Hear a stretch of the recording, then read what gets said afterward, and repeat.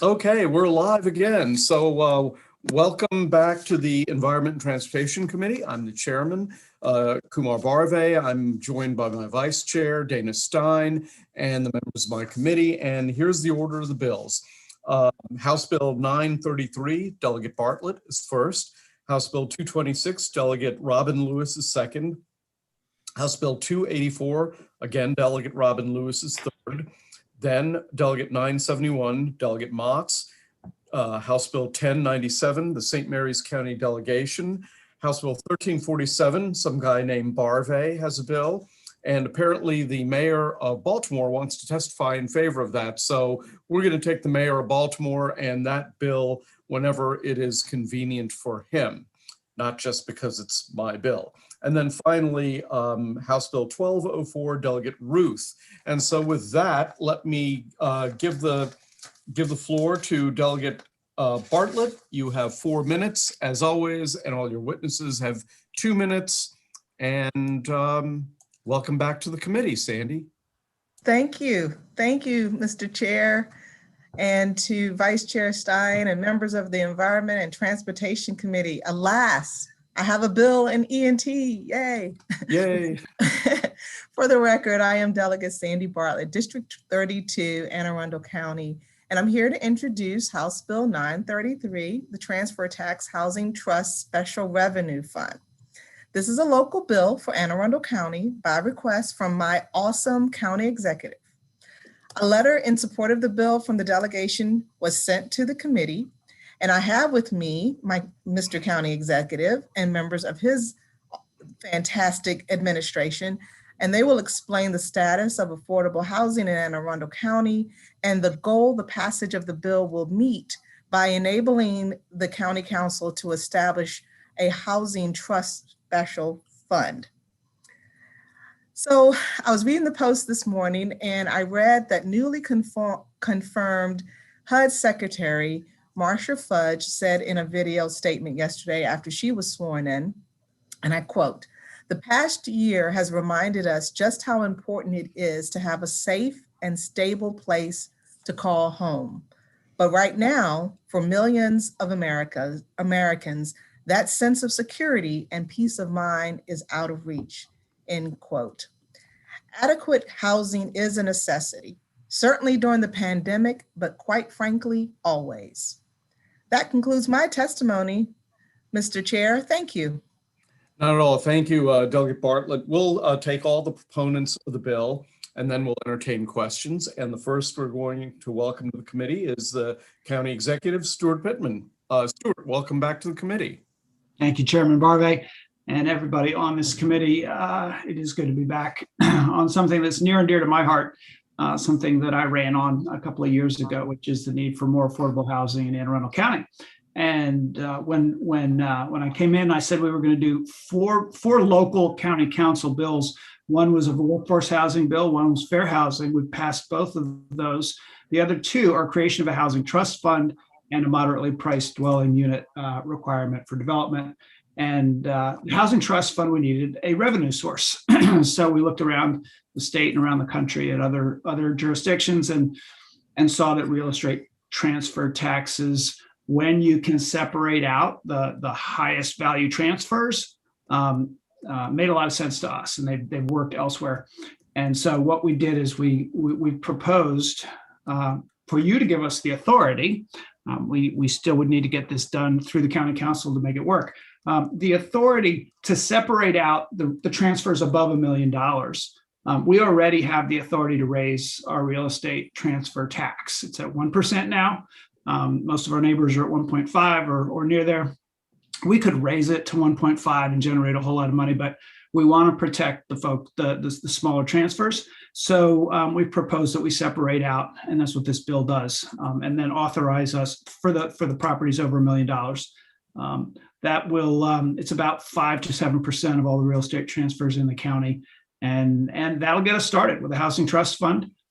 It's not wildly popular among the real estate folks who deal in that value of transfers, of course, because it comes out of the fees go to them. But we really do. We think that they've done okay in this pandemic. They got the CARES Act tax benefit recently. They got the cut in their corporate income tax in 2017. And we feel like this is giving back a little bit to the community, and then they'll benefit from that revenue as well because it goes right back into their industry for affordable housing work. So we encourage you to pass this and move this forward so that we can get it done in the county. Thank you very much, Mr. Executive. Let me go on to Kathleen Cook first, and then Ryan Simons, I believe, and then we will entertain questions. But again, you're always welcome here, Mr. Executive. So Kathleen Cook, there you are. Thank you. Thank you. Good afternoon, Chairman and members of the committee. Thank you so much for the opportunity to speak in favor of House Bill 933. I'm Kathleen Koch. I'm the Executive Director of Arundel Community Development Services, which is the county's housing and community development agency. Our county executives kind of talked about the technicality of it, how it works, and I may be preaching to the choir a little bit here, but I'm just going to quickly talk a little bit about the need for affordable housing in our county.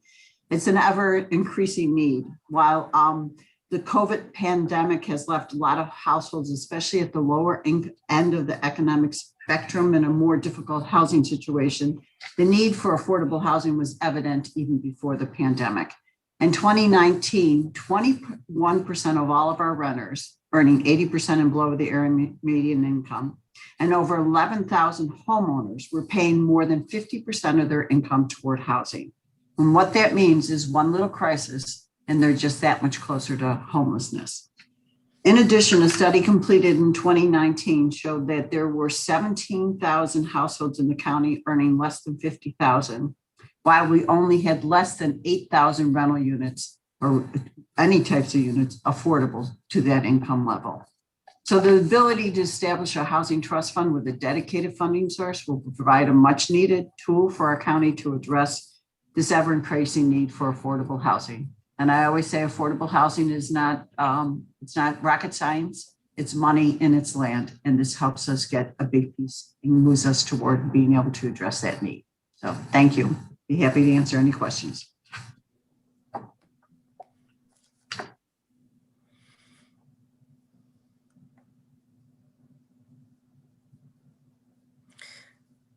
Mr. Chairman, you're muted. I wonder how that happened. Okay, yes, let me next recognize Reverend Ryan Simons.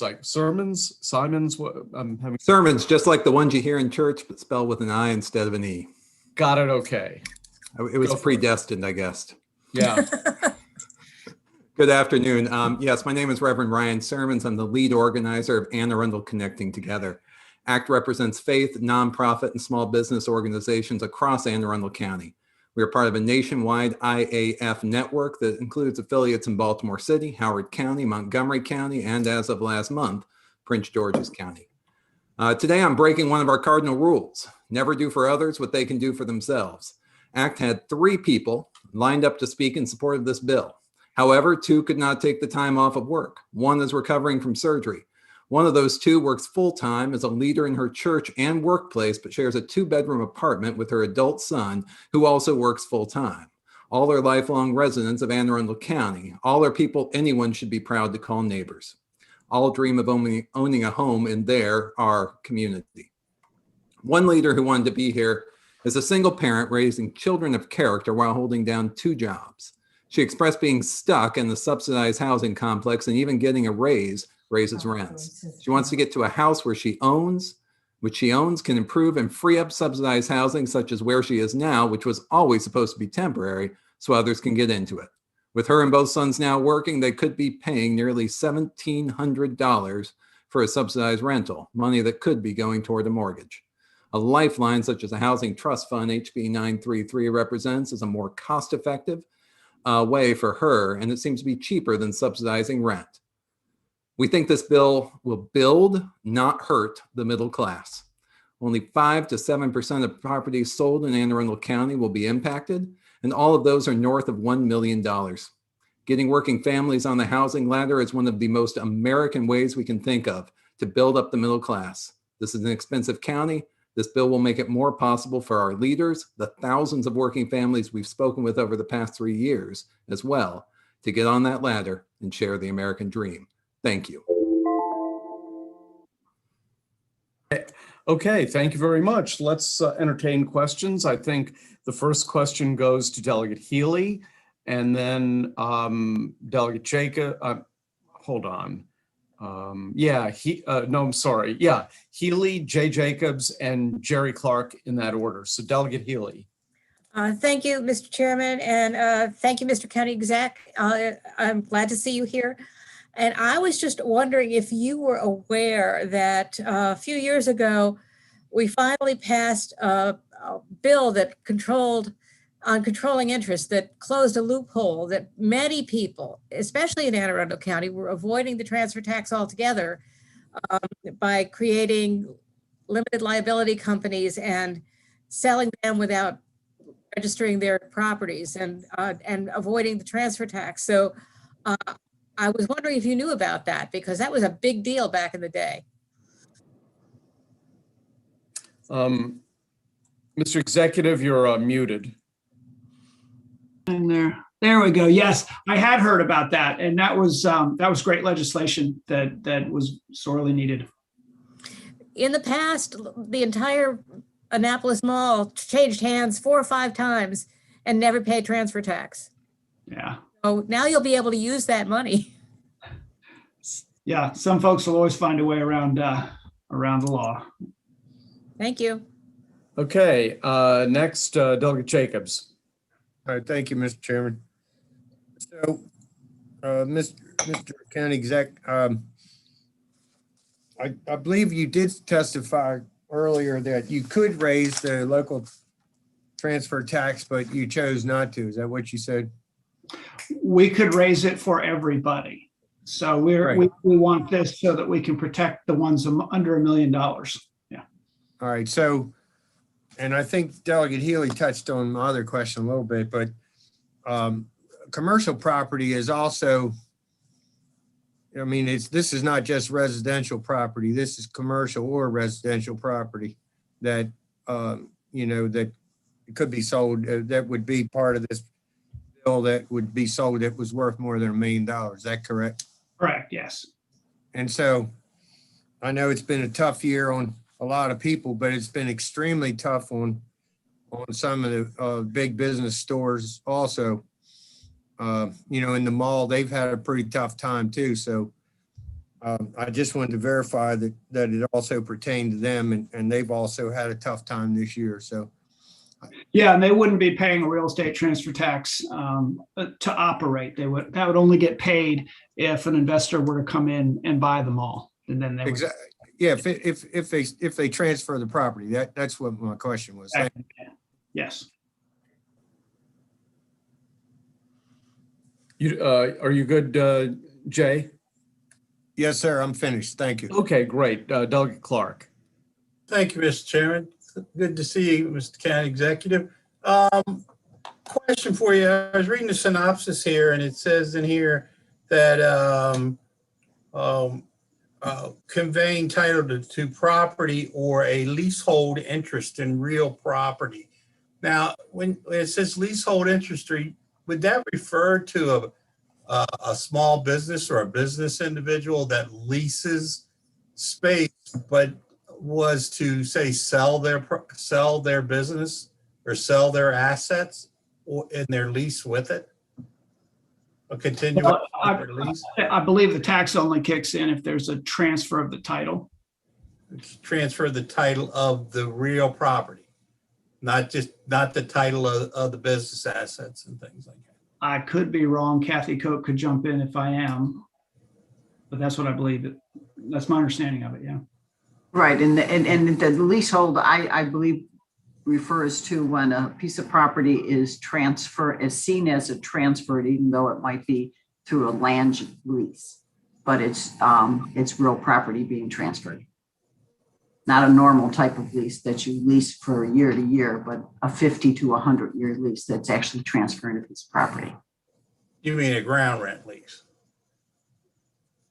Yeah, that type of thing. I mean, yeah, and this is just out of the synopsis. I haven't read the whole bill yet, but that's a little bit of confusion in the synopsis there, because I think you could interpret that to mean, if you held a lease and you sold the lease and your business with it, that someone could continue with it.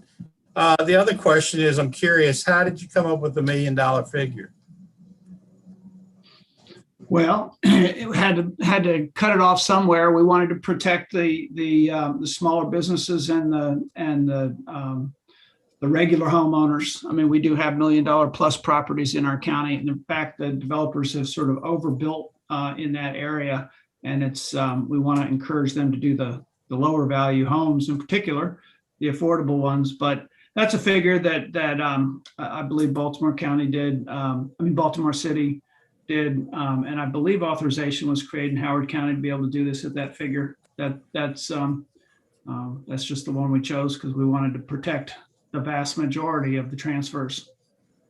Okay, and so, but the way your county is set up, you have to come to us for authorization to be able to do that. Did the Baltimore City and Howard County have to do the same thing? I believe so, yeah. Yep. Okay, thank you, Mr. Chairman. Yeah, I have a couple of questions. I'd like to know about the mechanics of this bill. So if the property transfer is less than $1 million, this additional rate, this rate would not apply. But if it's over $1 million, it would apply. I assume that it would apply on all $1 million, not on just the amount above $1 million, correct? Well, my understanding is that the county council will make that decision whether it's just for the incremental increase or the whole thing for those $1 million transfers. We could actually put all the money into the housing trust fund now. I mean, there's nothing keeping up or put it into affordable housing. We need the authority to create the trust fund as a separate entity. Well, I want to understand what we're enabling you to do. Are we enabling an additional fee for properties over right now? If there's a property transfer of less than of any amount, there's a certain whatever the rate tax it is that you 1%. Yeah. Okay, 1%. So what you want to do is for properties of greater than $1 million in value at the transfer, you want to do what? You just want to give the county council the ability to assess an additional fee of whatever they choose to do. Is that the way it's going to work? Yeah, well, it's not defined how much the increase would be, but I mean, without getting ahead of our county council, I can tell you that most likely it would go to 1.5%, which puts them exactly where Prince George's is, Baltimore County and Baltimore City. So, okay, but just for those properties. And would they have the ability to calibrate it to have it only on the amount over $1 million, or would it have to apply to the entire value of the transfer? I'm just curious. I believe it's the whole property, but Kathy Coke may be able to correct me on that. That's a transfer issue. I'm not sure if the county council would be able to calibrate it that way or not. So not sure. Okay. Sorry. All right. Okay. Any other questions? Okay. Seeing none. Thank you very much.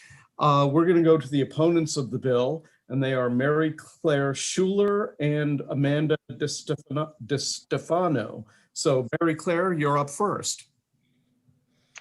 Thank you very much. Good afternoon, ladies and gentlemen. My name is Mary Claire Schuler, and I'm the chair of the Legislative Committee for the Maryland Land Title Association. I was asked to speak for the MLTA today because I'm a lifelong resident of Anne Arundel County and a real estate attorney in a firm located right outside of Annapolis. The MLTA opposes House Bill 933 because we, and especially those title companies in Anne Arundel County, depend on a thriving local real estate market. We believe that the authority to increase the recordation tax with no cap placed on the county administration will weaken our local real estate market. By focusing the recordation tax on properties valued over $1 million, Anne Arundel County will be less competitive. She's just not to recordation. For those DC and Baltimore. Can you hear me? Yes, I can. Sorry. Okay. That's okay. Anne Arundel County will be less competitive for those DC and Baltimore commuters who are already considering purchasing a home especially those considering purchasing a home in Northern Virginia. Those who opt for Virginia, that hurts the entire state. It will be a noticeable signal to people shopping for real estate over $1 million that Anne Arundel County is going to be a more expensive place to live in. In addition, a recordation tax on consideration over $1 million creates a barrier to real estate ownership for small businesses in Anne Arundel County.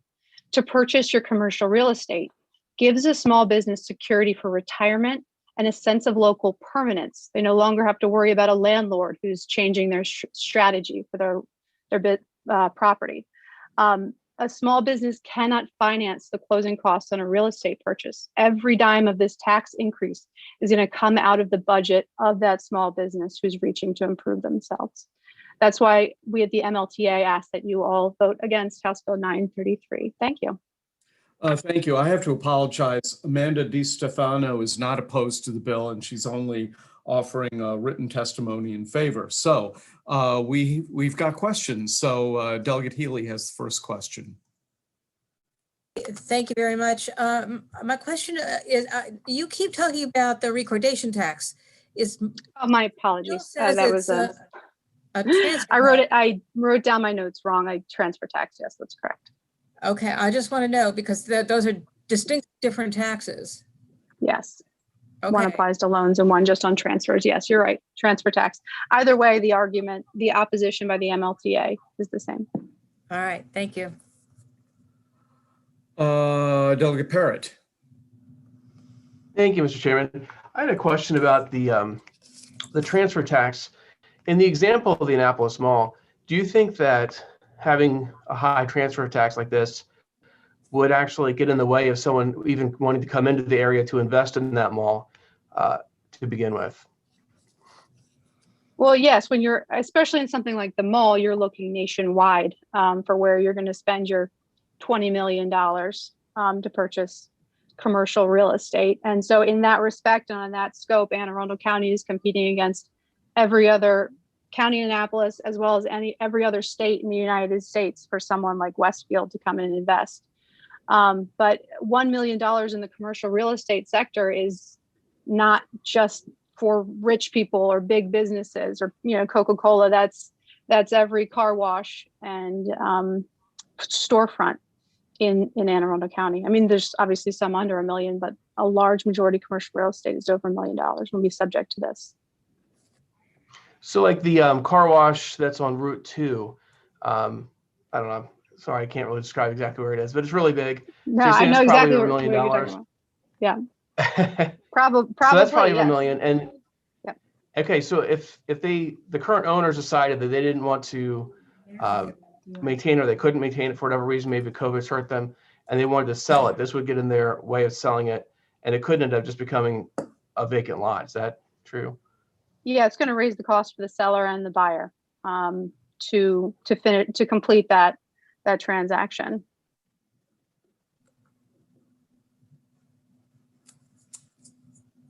Okay, you done, Anil? He seems a little frozen up. Okay, well, Delegate Jalisi. Thank you, Mr. Chair. I kind of got confused in the testimony. Does the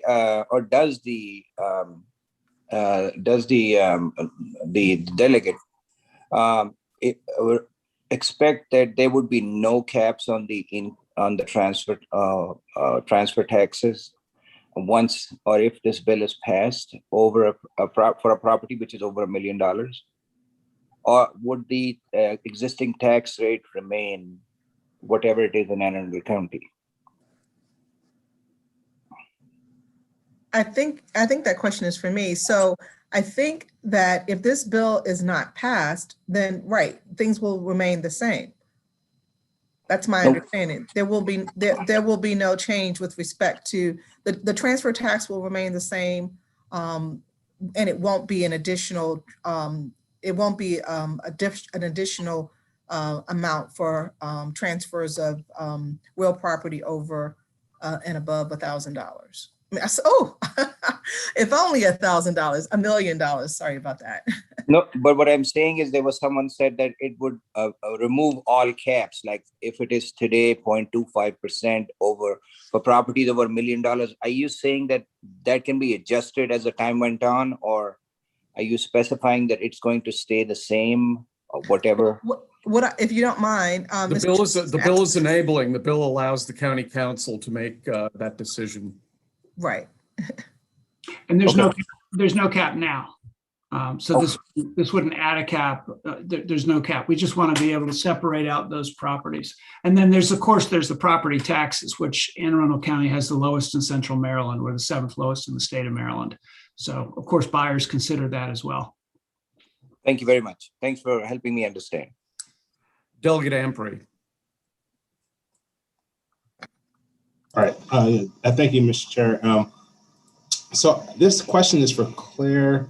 And I'm trying to get a better understanding based on County Executive Pittman's statement in regards to this will make their transfer amount comparable to Baltimore County, Baltimore City, and Prince George's County, if I'm correct in stating that.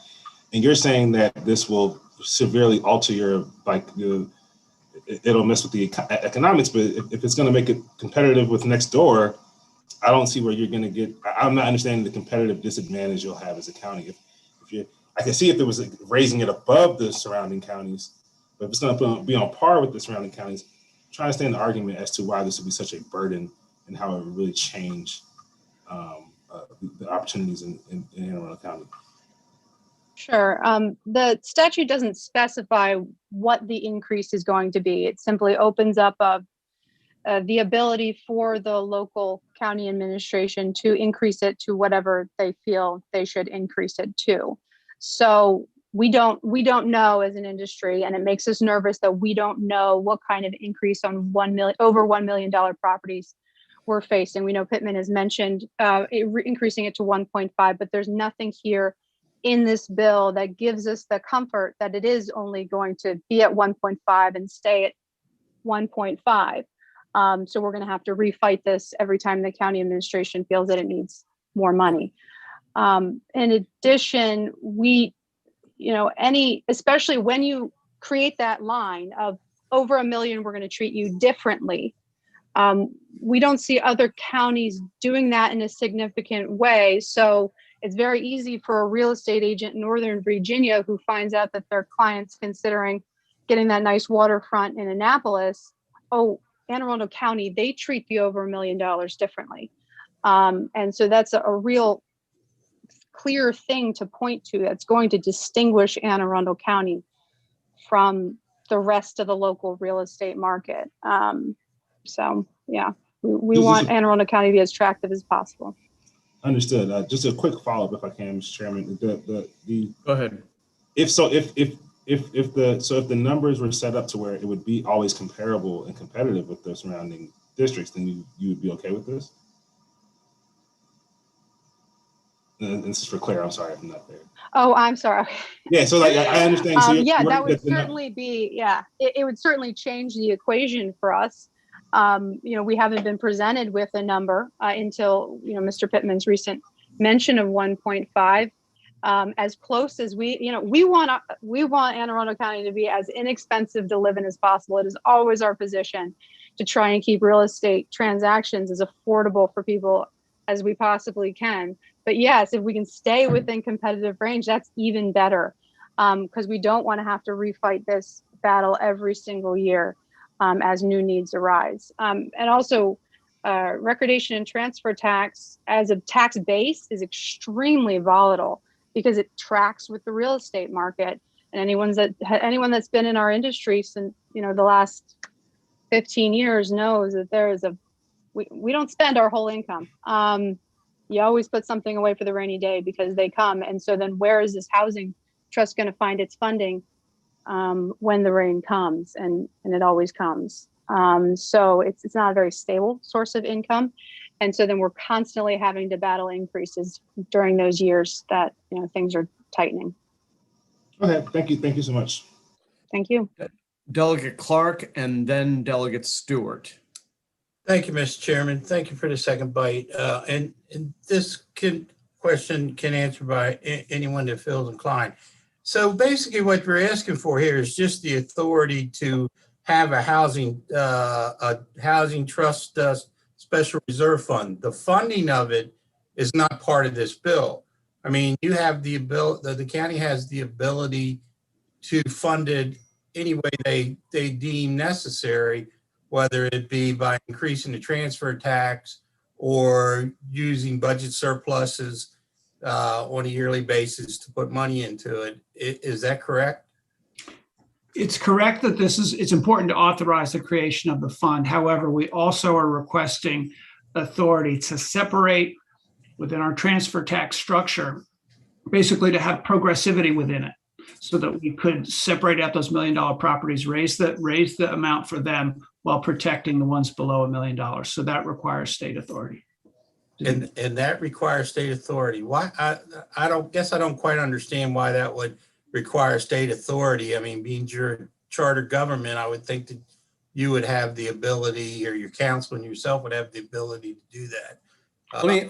Jerry, let me answer that question. Having, as with Delegate Healy being a refugee of the Ways and Means Committee, there are many areas in the state tax law that the state reserves for itself, and this is one of those things. And so that's just the way the law is written, that to have this type of authority with respect to, you know, how the piggyback tax is calculated, or with respect to how transfer taxes are calculated, the state government very jealously guards the ability to have oversight of that. Thank you, Mr. Chairman. And here I thought that a commissioner forms of government were the only ones that were babysitted by the delegates and the senators. But well, we babysit you 24 hours a day, whereas the counties get babysat only at nighttime, I guess. Delegate Healy, Yeah. I think wants to Yeah, add I just wanted to embellish that just a little bit, because when you do have a charter form of government, the terms of the charter are what you go by, and they differ from county to county. Montgomery County, for example, has a lot more leeway within their charter as it was originally granted to do a lot of things that, for example, Prince George's County is not. And Prince George's County has often had to come back to get specific authority to do a lot of things that were done under their charter in Montgomery County. So it's also what's actually in the charter that was adopted as well. Thank Okay, you. we're going to go to Delegate Stewart, then Delegate Gilchrist, and then we're going to move on to the next bill, because I see that the mayor of Baltimore is prepared to testify on behalf of my bill. So we're going to go on to my bill after Gilchrist. Delegate Stewart. Thank you, Mr. Chair. Well, thank you all for joining us this afternoon. As the folks on the committee know, I'm very, very interested in this idea. I really applaud the sponsor and the county executive and everyone involved for putting it forward, because I think these are the kind of innovative ideas we're going to need to sort of solve our housing shortage.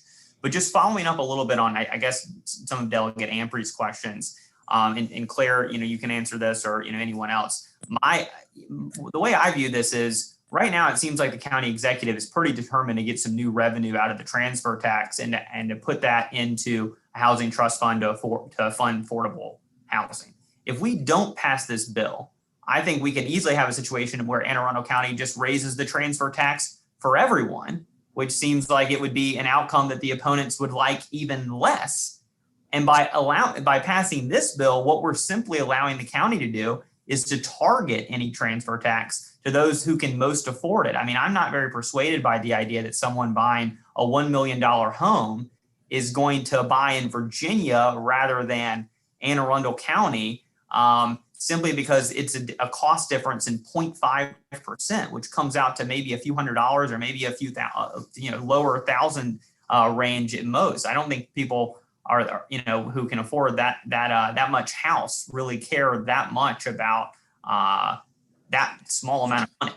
So I guess my question is, and for Claire, for any of the opponents who want to answer, given the likelihood that the county is just going to exercise authority they already have, why wouldn't we pass this to allow them to target the increase a little bit more narrowly tailored to those who, for example, have not been crushed by the pandemic? Good.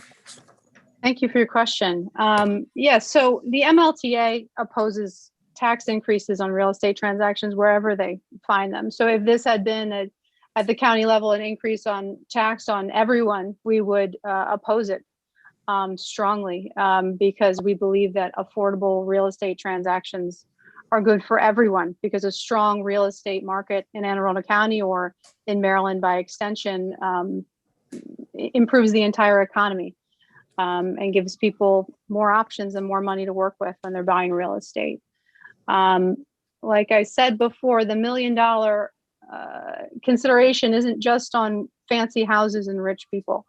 It's on small businesses and local economies. And for that reason, we're always going to oppose it, because we believe affordable real estate transactions are good for everyone. And this distinguishing of the purchase price based on the $1 million price point is new to the local market and unique for Anne Arundel County. And we believe it's going to have a bigger impact because it's going to stand out. And standing out for any negative reason is not good in real estate, and certainly gives people something to talk about and does not help the marketing of Anne Arundel County to the world. And plenty of people competitively shop between Northern Virginia and Anne Arundel County because we're similar distance to the DC market. We're far superior, by the way, but new people who are new to the area don't necessarily know that Anne Arundel County is the best place in the entire world to live. So we got to make it easier for them to discover that. Well, thank you very much. And I think I can speak for at least some of us in other counties that if this is successful, then there are probably many of us who hope that Anne Arundel County doesn't stand out for very long and that other counties join the fray. So. Okay, isn't that so? Okay. Thank you very much to all the people who've testified on this bill. That concludes the public hearing on House Bill 933. Let's go to House Bill 1347. I see the mayor of Baltimore is here. So let me begin very quickly by saying that Speaker Jones has asked me to do a lot of things, and as in my capacity as a delegate and in my capacity as the chair of a committee. And this is one of the more enjoyable things, let me say. The purpose of House Bill 1347 is pretty simple. It's to disallow language that makes difficult or makes expensive the use of portable basketball hoops. It's obviously in the panoply of social justice issues. This isn't like policing, but it's still an important thing in the everyday lives of people. And so what the bill does is it prohibits a restriction of use included in any covenant, I'm reading from the bill, any covenant, restriction, or condition contained in a deed, a declaration, a contract, the bylaws or rules of a condominium or homeowners association, a security instrument, or other instrument in affecting the transfer or sale of real property or an interest in real property. And the bill defines portable basketball apparatuses being what you would imagine it to be. And, I think that, and of course, the bill only applies to property that the property owner has the ability to exclusively have an effect on, not in a common area or something like that. And so I think this is a very important, simple, clear, and necessary step in our quest to become a more fair and free society. And with that, let me welcome to the House Environment and Transportation Committee, the mayor of the city of Baltimore, leader of Charm City, Mayor Brandon Scott. I don't see you at the moment. I saw you a minute ago, Mr. Mayor. Are you there? I'm here, Mr. Chair. Okay, well, welcome to the Environment and Transportation Committee. Great to see you for the first time here. Thank you. Thank you, Mr. Chair. Thank you, Vice Chair, members of the committee, and thank you for having me today. As you know, I'm Mayor Brandon Scott, mayor of the great city of Baltimore, and here in full support of HB 1347. I want to thank you personally, Mr. Chair, for sponsoring this issue. I'm here today not just as a mayor, but as a long time athlete and avid basketball player and an advocate for sports. I grew up playing basketball, and I'm actually right now a retired middle school basketball coach by way of election because I actually coached middle school basketball here in Baltimore for years. I can attest to the benefits of sports in the lives of our youth. I know that I wouldn't be speaking to you today if it were not the opportunity for me to play sports throughout my time growing up in the city of Baltimore. Basketball itself promotes the mental and physical well-being of a child, helps them develop teamwork and leadership skills, and is a safe, low-cost means of healthy fun. Creating unreasonable restrictions of limitations on the use of portable basketball courts on someone's personal property that are not required for other sports is an injustice to youth across the state. It is, Mr. Chair, a social issue.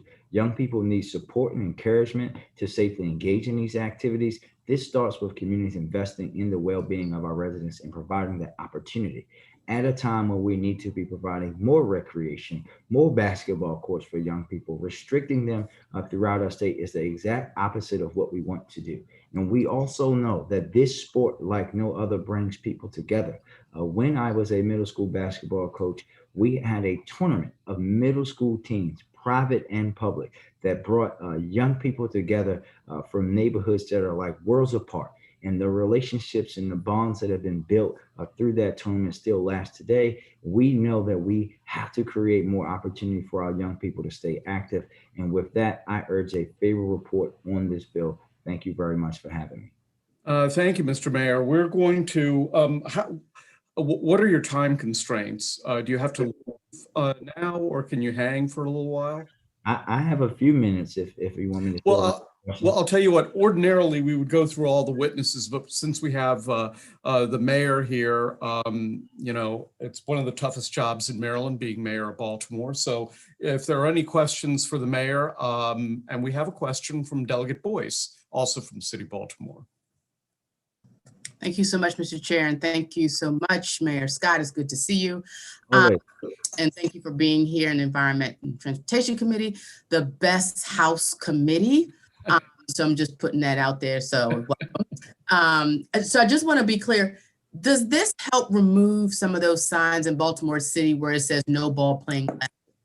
So it's possible, Madam Delegate, but I think that you also know that as long as I'm sitting in the chair, we're going to be thinking about how our children can play in a different way. This, I think, is more so about, and I know the chair can speak to this, about where we have places, for example, that have HOAs and other places that might be able to restrict that kind of activity. And I'll use that to highlight a story. As you know where I grew up. I grew up at Cold Spring in Pimlico. You know, there's a church right on the corner there. When I was growing up, we were in this time frame where leadership in Baltimore City decided they were going to take down basketball goals in our neighborhoods. So one of my neighbors bought a portable basketball hoop and allowed us to take it into the church lot behind us in order to play. Depending on the pastor, we were allowed to play or not. And growing up in a neighborhood where we thought as kids that, well, maybe they should be more focused on the 40 people that are being shot in our neighborhood today versus us playing basketball. Right. We always thought that was an issue. We were lucky to have neighbors that supported us, but we know not everyone has that. And we just wanted to be fair for young people to be able to access this great sport. No, I get that. I just know from our time when I was in Hall, there would be a lot of complaints and they would always point to the no ball playing sign. Signs in the alley. Officers being like, I'm not breaking this up. They're playing ball and I'm gonna go about my business and go. So I just thought that this is hopefully something that can address some of that, like that signage that quite frankly is ridiculous. Thanks, Mr. Mayor. Yeah, there was an infamous story, Madam Delegate, real quickly, where myself and an officer that you know, I won't name the person. Okay. Were together and the call came out for an incident like that. And it ended up that he and I ended up playing basketball with them. The caller then called in an internal affairs supervisor's complaint, but the supervisor showed up and recognized it was me and knew that it had to be handled in the appropriate manner. Got it. Yep. Thank you. Okay. Delegate Harrison. Thank you. Good afternoon, Mr. Mayor. I'm glad to have you here. I always had a portable basketball court. I've raised 2 boys, and I had what we called the Kool-Aid house, and there were always children at my house for that reason. And while sometimes it was annoying to me, I felt good because I was able to control what went on. I was able to watch those children.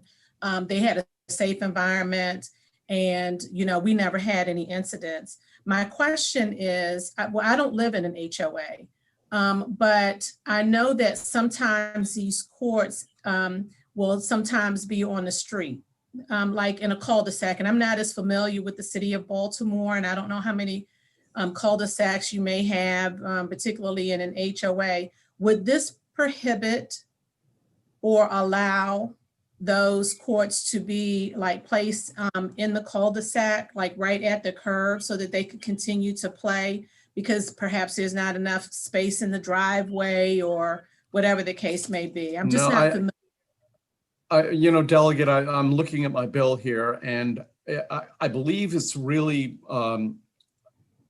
meant to address property that the front of your garage, for example, that you have complete control over. Although, yeah, it's a good point. Maybe that's something we should consider for another bill. But this really deals with the property that you have direct control over. So I guess it falls in the category of baby steps. Thank you.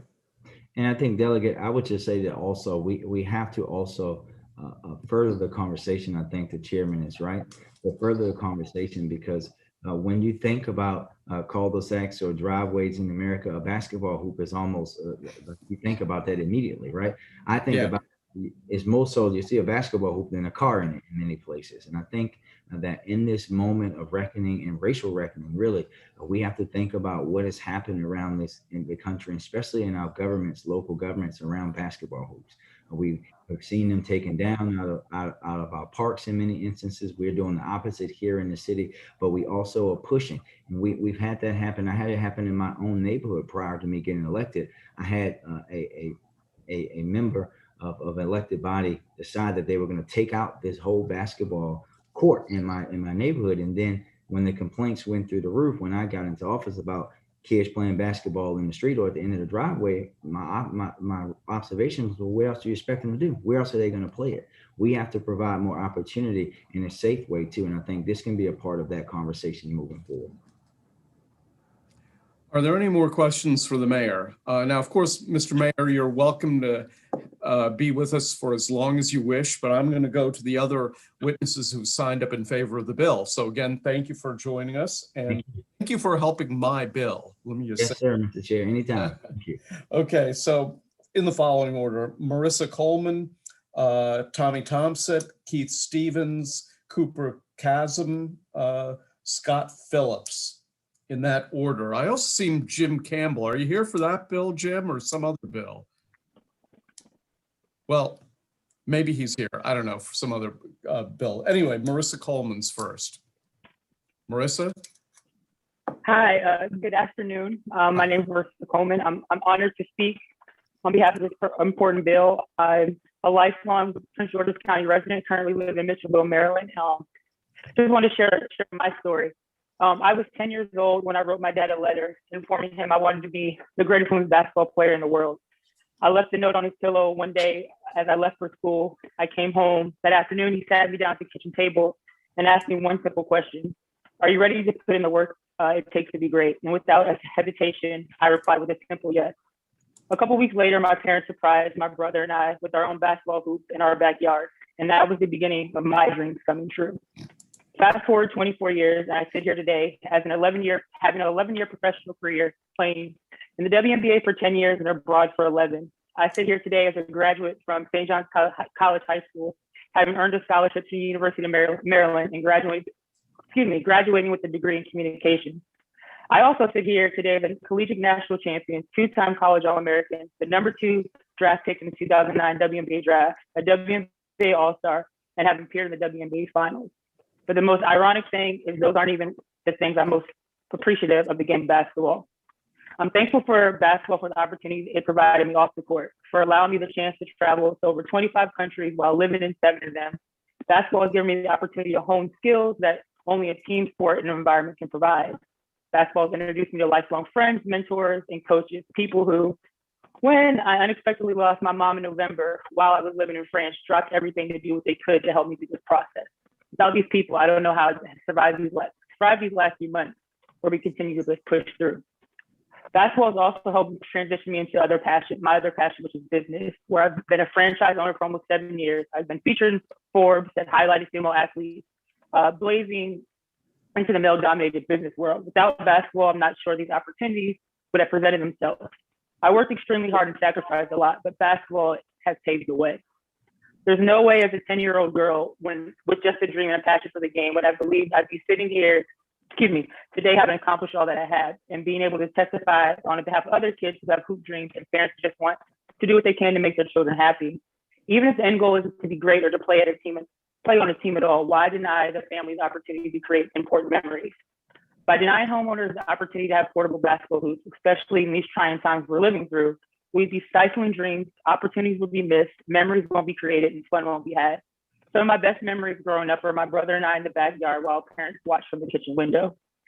So, if you could start to wrap up your testimony, I know the committee. Okay. I'll skip ahead. It's bigger than a portable basketball hoop. Growing up, basketball became therapy. It's the beginning of a dream, of an opportunity. As I've been on this journey, I realized opportunity is really all that people need to be successful. So it's more than just a hoop. So why deny families opportunities to create memories and opportunities? Thank you. Thank you. And before I recognize Tommy Thompson, I've been informed that just now the Maryland Terps men's team just beat Michigan State in the Big Ten tournament. This is from our sports reporter named Paul Taberzi, apparently. So good Terp news there. And with that, Tommy Thompson. And good afternoon, Mr. Chair and honorable members of the committee. Thomas Thompson on behalf of the Community Associations Institute, CAI, in support of House Bill 1347. I will suggest an amendment to the committee as I go through our testimony. I will say that this bill has probably received the most robust discussion of any common interest community bill that CAI has reviewed this session. And I believe that's because the bill was being viewed through different lenses. You have homeowners, property managers, board members, all looking at this issue differently. But once we were able to distill the reservations about the bill, it ultimately came down to liability. And Delegate Harrison actually touched on this. As you know, most portable basketball hoops are apparatuses, and I'm glad you gave me the plural. I didn't know if it was apparatuses or apparate. They will be rolled out into the street or onto a court, which is the common area of the community. That's just how it's going to be. But this is where the shared responsibility of the community intersects.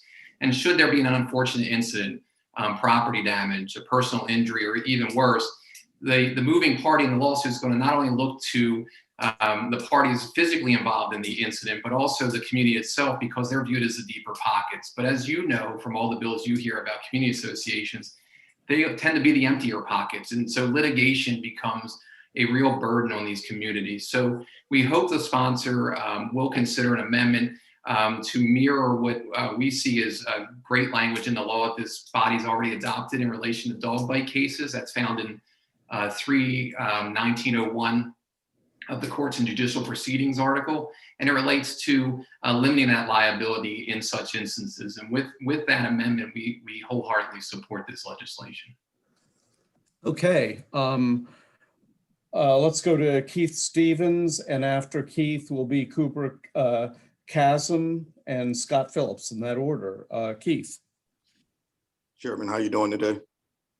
Doing great. How are you doing? Not bad, not bad. So my name is Keith Stevens. I'm a current county resident. I reside in the city of Bowie. I'm the founder of a youth organization based out of the state of Maryland, Team Takeover. That's pretty much predominantly basketball for boys and girls youth. We currently have about 450 kids enrolled in the program. And, we've had a lot of success with kids going on to college, through basketball. And I just think it's imperative to continue to allow them not just hone their skills, in a gym, but more importantly in the confinement of their homes. Nowadays, it's so hard for kids to get in the gym. Park and planning and places like that have kind of put more of their focus on senior citizens and adults, and the kids now really don't have a lot of places to go and be active. And I think we'll be doing a disservice to them, because if a lot of those kids can't go play basketball, you'll find them doing things negatively in the community, which we don't want to happen. I think anything we can do to continue to give them positive things to do like basketball and continue to, it's health reasons and things like that. I just think it's something we need to continue to do. I just think to take that away from them, we're pushing them into doing things that just isn't going to be productive, not only for themselves, but also our community. Thank you very much, sir. Next, Cooper Chasm. Did I pronounce your last name correctly? It's Chasm, actually. Chasm. Okay, sorry about that. It's fine. Well, thank you, Mr. Chairman and the committee for this opportunity. My name is Cooper. COVID has been hard for everyone, but especially for us kids. It's taken away everything. Childhood depression and anxiety is at an all-time high. The one thing I never thought would be taken away during this pandemic was my portable basketball hoop. Parents, teachers, pediatricians are all saying go outside and do physical activity. That's hard when you're an only child and your mom is a frontline doctor. But shooting hoops by myself was perfect. I could go to our garage, roll my hoop out onto our driveway, be physical, and practice my basketball skills without someone else and risking infection, and then roll it back inside. I didn't have to wait for my mom to come home from work to drive to the local public courts 20 minutes away and have to turn around because there was already other people there or because it was closed due to COVID. I live in a Rockland Ridge community. I had my basketball hoop for over 5 years, but last fall, the HOA banned portable hoops, saying it made our houses look different from others, even though there was no rule against basketball hoops. So my friend Kassan and I had to get rid of our hoops. It's weird they didn't ban lacrosse, bounce box, or soccer goals though. Middle school sports are canceled again for a second year. Only high schoolers will be allowed to use the courts. Please help kids like me who need your help to maintain our health and sanity and vote in favor. We're just asking to use portable basketball hoops in our driveways. Thank you. Thank you, Cooper. Next, Scott Phillips. Scott? Hello. I just wanted to show up to support the bill. I am an avid basketball fan, grew up in Montgomery County, played at Wheaton High School, went down to St. Mary's College in Southern Maryland, played there, and I still play in 50 and over leagues, and we travel around the country with my addicted basketball friends. So a big proponent, so I want to support this bill. I feel that basketball always gets treated this way. I noticed that, we're not talking about lacrosse or baseball. By the way, a portable basketball hoop has never fallen on me in my 55 years. I think it has a lot to do with the makeup of who plays basketball. And I want to use the example of Centennial Park, this big, beautiful park in Howard County, filled with synthetic lacrosse fields, softball fields, the huge lights all over the place, over 30 huge lights, and 5 tennis courts with also every tennis court has 2 lights. And adjacent to the tennis courts are basketball courts with no lights. And, why in this enormous park, this beautiful park in Howard County, are there over 40 enormous lights? It's like a city. You can see it a mile away when you're driving by, yet the basketball court has no lights. And I think it's because of the makeup of who plays basketball generally. So I think basketball always gets treated this way. I want to support this bill. And I think that's it. Thank you for your time. Okay, we have a question from Delegate Terraza. Thank you, Mr. Chairman. And I'm trying to figure out how to phrase one thing as a question, but I can't. I'm offended by the fact that that's true at Centennial Park, and I'm going to look into it, even though it's slightly outside my district. It is in Howard County, and I'm not surprised, but not offended by your statement, Mr. Phillips. I am offended that that's the case, and I will look into that right away. But that, again, is not surprising to me. So I apologize, Mr. Chairman, that that's not a question. My question is for Mr. Thompson, because, and I appreciate that you're in favor of this, but I really don't understand the issue of limiting liability, like with dog bites. I mean, this is just on people's property. And I'm not understanding what your concern would be. I don't understand how this is any different than, forget whether you have soccer goals or any of the other things that you might have. I mean, I don't understand how this is any different. In fact, less likely for a basketball to end up in the street than a soccer ball. Or frankly, we used to play, my son's a baseball player, and we would throw a ball around in my tiny front yard. And that ended up in the street all the time. I just don't understand how this could possibly need a liability amendment. Okay, and I certainly appreciate your question, and I hope I can clarify that for you. So as we envision this, as the bill is drafted, there is no real setback or anything along the lines with regard to the portable basketball hoop. In reality, how these will be used, and we all know how they'll be used, they'll be brought to the street. That's the best place to play, especially if you live on a court. The problem with the streets and the sidewalk areas of a common ownership community is it's the shared responsibility of all the neighbors in the community. And therefore, if a ball were to go, further into the street and a car were to hit a child, or if the hoop fell over or the ball hit someone's car and damaged it, there's going to be some type of lawsuit. That's just unfortunately the way this world works. And so just like a dog that you hope to contain on a leash or in a yard, and that dog may get loose and hurt someone, the legislature saw in its wisdom to limit the liability to the dog owner.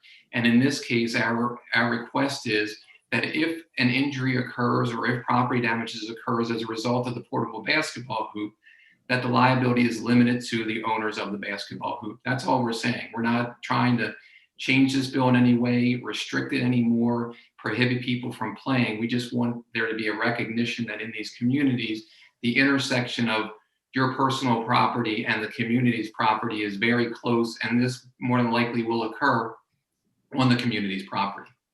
So I do live on a court, and have you ever seen folks kick a soccer ball in and out of a driveway? I mean, it seems to me they're doing the same thing.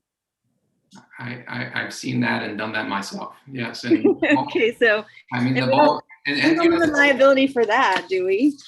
Well, the ball gets loose, and what inevitably occurs is if someone's distracted while driving or anything else, unfortunately accidents happen. And we're saying if an accident were to happen, the community who's allowing the basketball hoop, not prohibiting, not even doing the reasonable restriction, simply allowing it, should be insulated from this, because the legislature is saying we want this to occur in your communities, which we're fine with.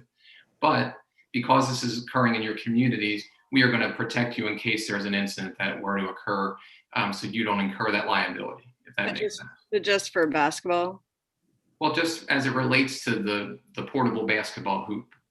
Okay, thank you. We're not authorizing any other sports activities at this point. Okay, thank you. Delegate Ampry. Yeah, thank you, Mr. Chair. Just a follow-up to that question, Mr. Thompson, in regards to your concerns over the liability issues with the basketball hoop. I'm trying to understand why, do you have any data on the occurrences of basketball hoops falling and injuring people?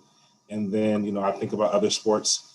I think there's a slippery slope if we were to put this into legislation. You're gonna have to start doing it for kiddie pools, or for portable pools, lacrosse balls fly across, and they're probably one of the more heavier balls you can get hit with and cause a serious injury. So I guess my question for you would be, are you concerned that by putting this liability restriction that you would create a slippery slope where there's the opportunity for you all to eventually be sued for lacrosse balls, for people harming themselves inside of portable pools? Because if you create this, if you're adding your amendment, you kind of create a world where you're now saying that the liability is on the HOAs for all other activities, correct?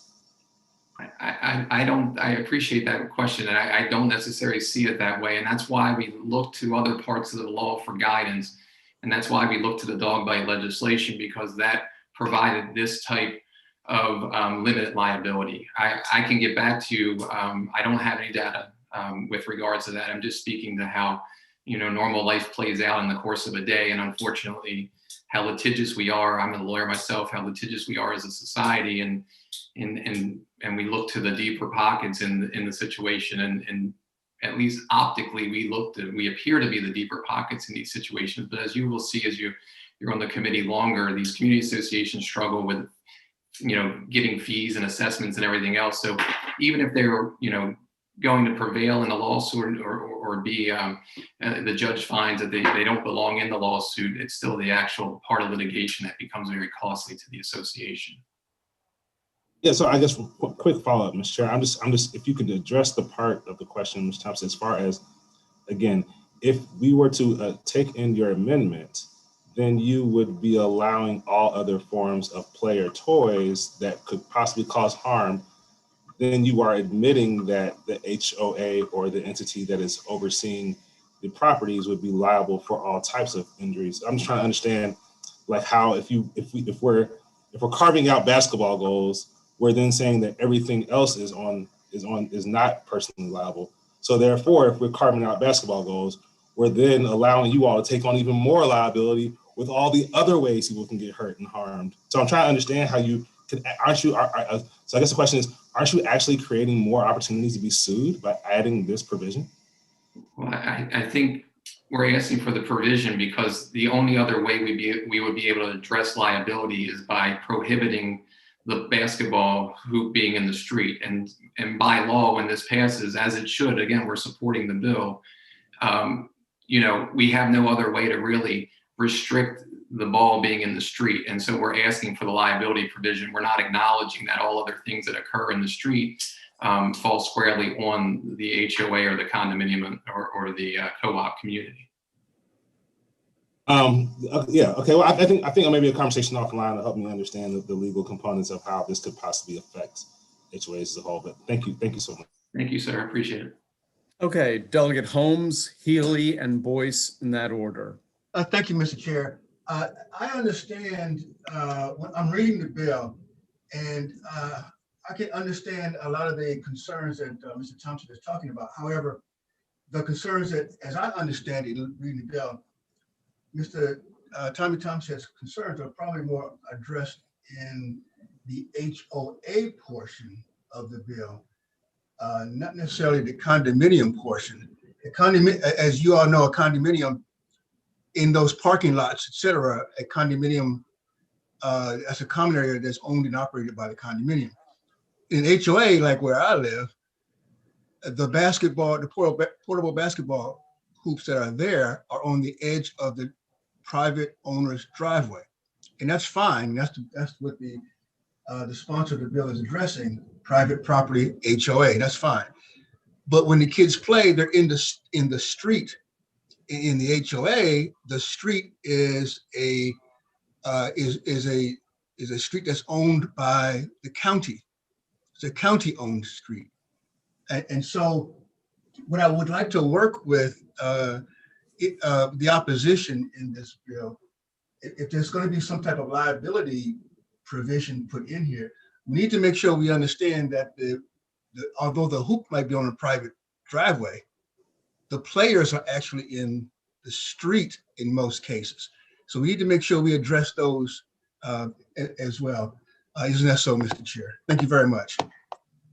Well, let me just say, the bill basically says prohibits unreasonable limitation on the location and use of a portable basketball apparatus, provided that the property owner owns or has the right to exclusive use of the area in which the placement and use of the portable basketball apparatus is to occur. In my mind's eye, I'm thinking of the hoop being above the garage entrance and the kids playing in the driveway that's owned by the property owner. And it seems to me that the concern for Mr. Thompson doesn't really apply to this bill, because the bill really intends for people to be able to put their hoop up on their property, even if they're in a homeowners association or something like that. So that's the way I'm conceiving the bill. And I it's true that a ball might bounce out into the middle of the street, but that's the current that's a current danger. But anyway, I appreciate that, Mr. Chair, and that certainly does clear it up for everyone, I think. Okay, Delegate Healy, then Delegate Boyce. You're muted. Yep, there we go. Okay, Yep. thank you. I understand the discussion here, and this is a question that I have for Mr. Thompson.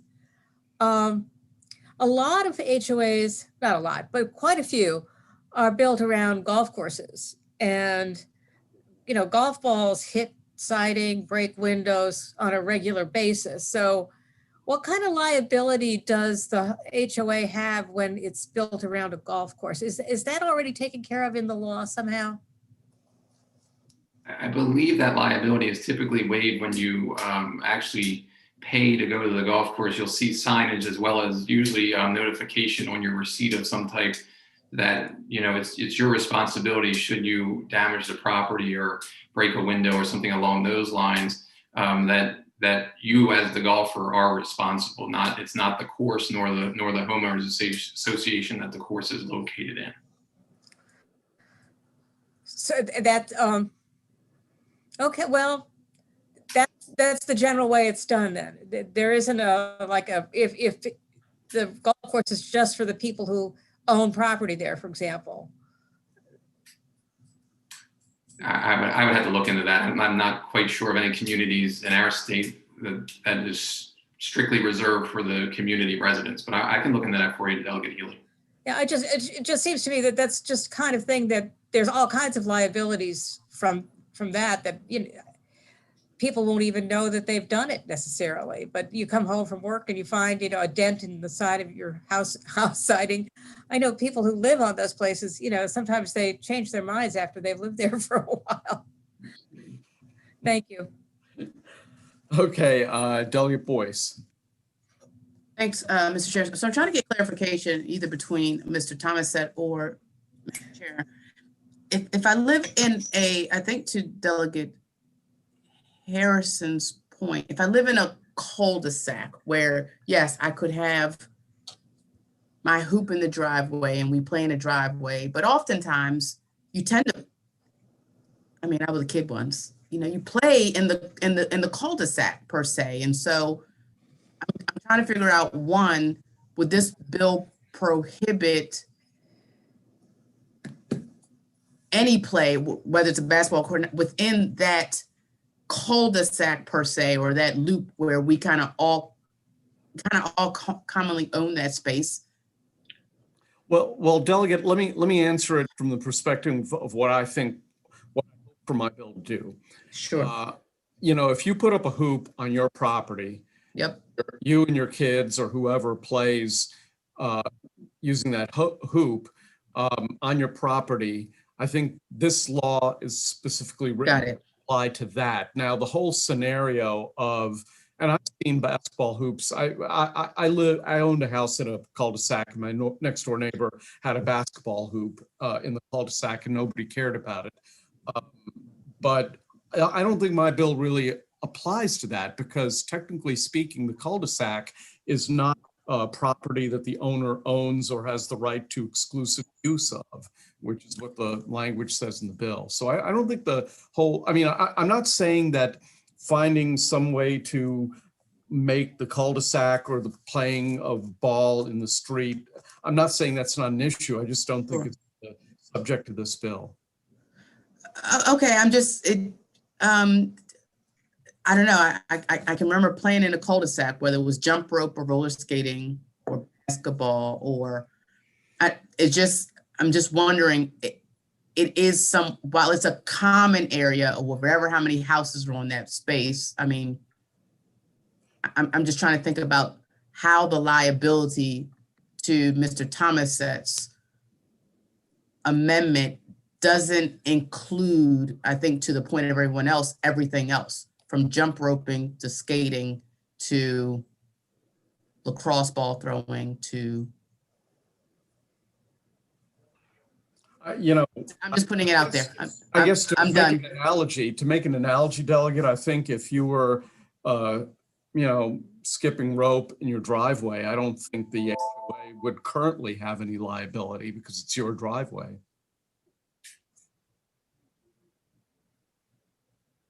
Well, I guess what I'm trying to say is respectfully, none of this has to do with opportunity to play basketball. It's an issue of what that basketball court means in certain communities. So I'll just leave it there. Yeah, no, that's true. We'll leave it in the hands of Coach Marvin Holmes to figure all this stuff out. So, okay, so I don't see any more questions. That ends the public hearing on House Bill. I believe that ends the public hearing on House Bill 1347. Thank you all for testifying on the bill. Let's go to House Bill 226. Delegate Robin Lewis, welcome back to your old committee. Take it away. You've got the floor. Thank you. Thank you so much, Mr. Chair. Esteemed and beloved ENT committee members, thank you so much for welcoming me back. I'm here on behalf of House Bill 284. This is a bill that will enable Baltimore City to enforce or protect its dedicated bus lane network. This is an issue near and dear to my heart. I think of this as the Better Bus Bill, and I hope you'll support it. This is a local city bill. This piece of legislation was introduced last year. This bill is supported by the Maryland Department of Transportation and the Maryland Transit Administration. It's supported by the administration of Mayor Brandon Scott, as well as the Baltimore City DOT, and a number of local organizations. I even got 113 letters from residents of Baltimore City from every single city district in support of this bill. I even got a letter from a Howard County council member asking you guys to pass this. I don't have much to say. You can look at my written testimony. You can refer to the voluminous background reading material I provided in the bill packet. Honestly, this is common sense, and it'll make it easier for working people, frontline workers, students, and others to get around our city more quickly, equitably, and sustainably. I would like to suggest an order for the other supporters of the bill, if I may, Mr. Chair. I don't know how you do it in ENT. Well, I understand that you want to hear first from Natasha Mayhew, then instead of Sandy Wortman, it says Chris Parts, but I see Jim Campbell here. So no, and then Jim. No, are we doing House Bill 284, Mr. Chair? I beg your pardon. The bus lane bill? No, 226. Oh, I couldn't hear you. I have two bills in committee today. Yes, sir. Pass the Complete Streets Bill 226, please. And in the order of supportive testimony, Mr. Chair, if I may, yes, I'd like to have Natasha Mayhew, then Jim Campbell, and then Sandy Worthman. Well, I understand Sandy is not here, and Chris Parts, I think, is going to be testifying on her instead of her. Well, I'll tell you what, just quickly tell us what 226 does, and then I'll go to Natasha Mayhew. How's that? Thank you for your indulgence. House Bill 226 is a Baltimore City bill. This bill was introduced last year, passed out of this committee and out of the House of Delegates unanimously. Unfortunately, for all the reasons we know, stalled in the Senate. This is a bill that will enable Baltimore City to use its own stream of traffic monitoring camera citation revenue and plow that directly into its own Complete Streets initiatives. You all know this committee is well versed in the principles of Complete Streets design. I won't belabor that. I will just urge you to see this bill as a local bill that will allow Baltimore City to create a human-centered, healthy, walkable, and sustainable public environment. That's all I'll say. Thank you, Mr. Chair. Okay, let's go to Natasha Mayhew, followed by Jim Campbell, and then either Sandy Worthman or Chris Parts, Chris Parts, I guess. Yeah, okay. So Natasha Mayhew. Good afternoon, Chair, members of the committee. Natasha Mayu here on behalf of the Mayor of Baltimore City in support of House Bill 226. I do want to thank Delegate Lewis for sponsoring this bill. Baltimore City has been at the forefront of the Complete Streets program. And as your committee knows, traditionally roads have been designed and operated with cars as a focal point. And it is very important for us in the administration to ensure that our roads are designed and operated with the safety, convenience, comfort, and access of all that use them. And so the city's Complete Streets Manual will be released this spring. And this bill helps provide a funding mechanism to help support that program by ensuring that revenue collected by our automated camera systems be used to advance the purpose and goals of our Complete Streets program. Importantly, the bill advances these goals of building our world-class complete streets transportation network while preserving the administration's financial flexibility. So Delegate Lewis worked very closely with the administration to ensure that this bill balanced our financial needs by ensuring that the revenues first be used to fund the installation and administration of the camera program. And then as she described it, then go all in on our Complete Streets program. So for that, we urge a favorable report on House Bill 226. Thank you. Thank you. Next, I'll take former Delegate Jim Campbell next. Jim, welcome to the committee. Thank you. It's my pleasure to be here. It's an honor actually to be here. I haven't done this very often, and it's really great to see you and some of the people I've worked with over the years. I'm really honored to be part of this hearing today. And I am here as state president of AARP. We're supporting House Bill 226, Delegate Lewis's. We really appreciate her putting this in. I think a lot of the parts of the bill have already been covered about how the fund's set up, and it's going to be under the City Department of Transportation. But basically, I want to say that streets are a vital part of livable, attractive communities. Everyone, regardless of age, ability, income, race, or ethnicity, ought to have safe, comfortable, and convenient access to community destinations and public places. Whether walking, driving, bicycling, or taking public transportation or riding a scooter. I just added that last part.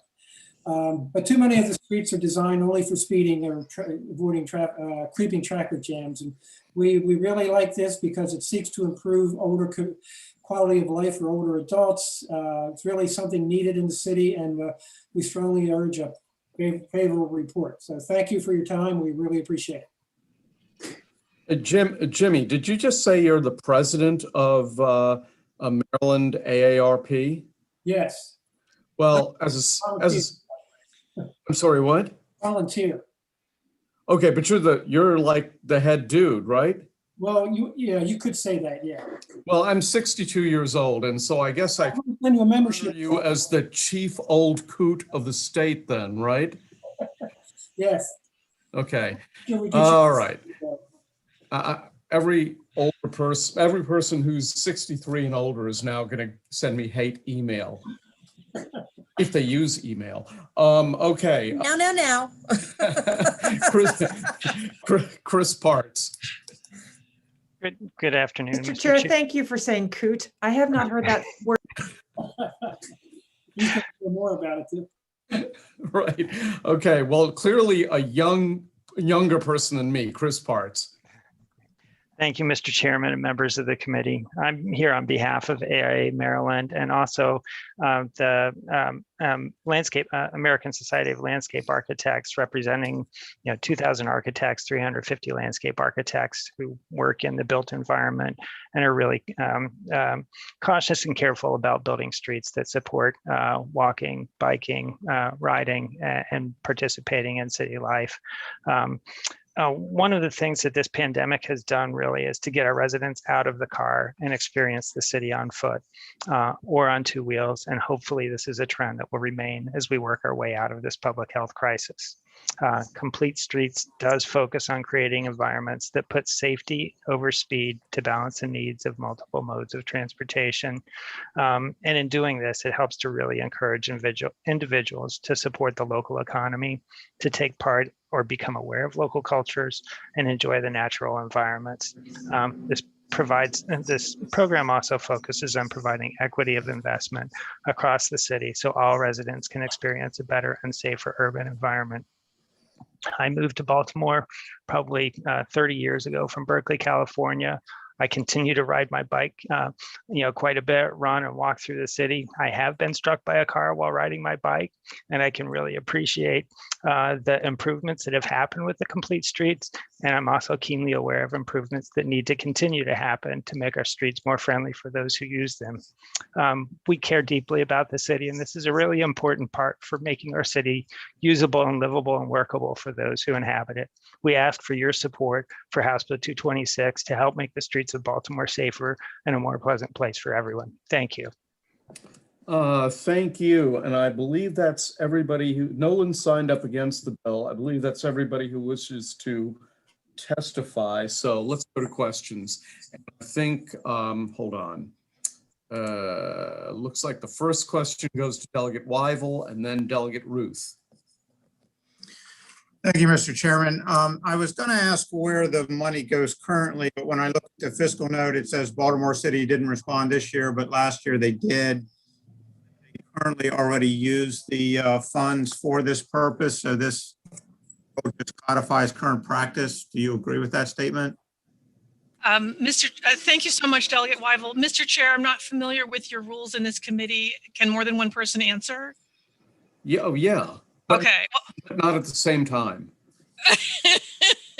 Thank you so much. Thanks again, Delegate Weigel. What do you mean you're not familiar with the rules of this? I've been gone You're on so it for how long. long? I laughed and you guys just went nuts. Soon they forget. Were you not paying attention? Oh my goodness. Thank you. Decorum, this is on YouTube.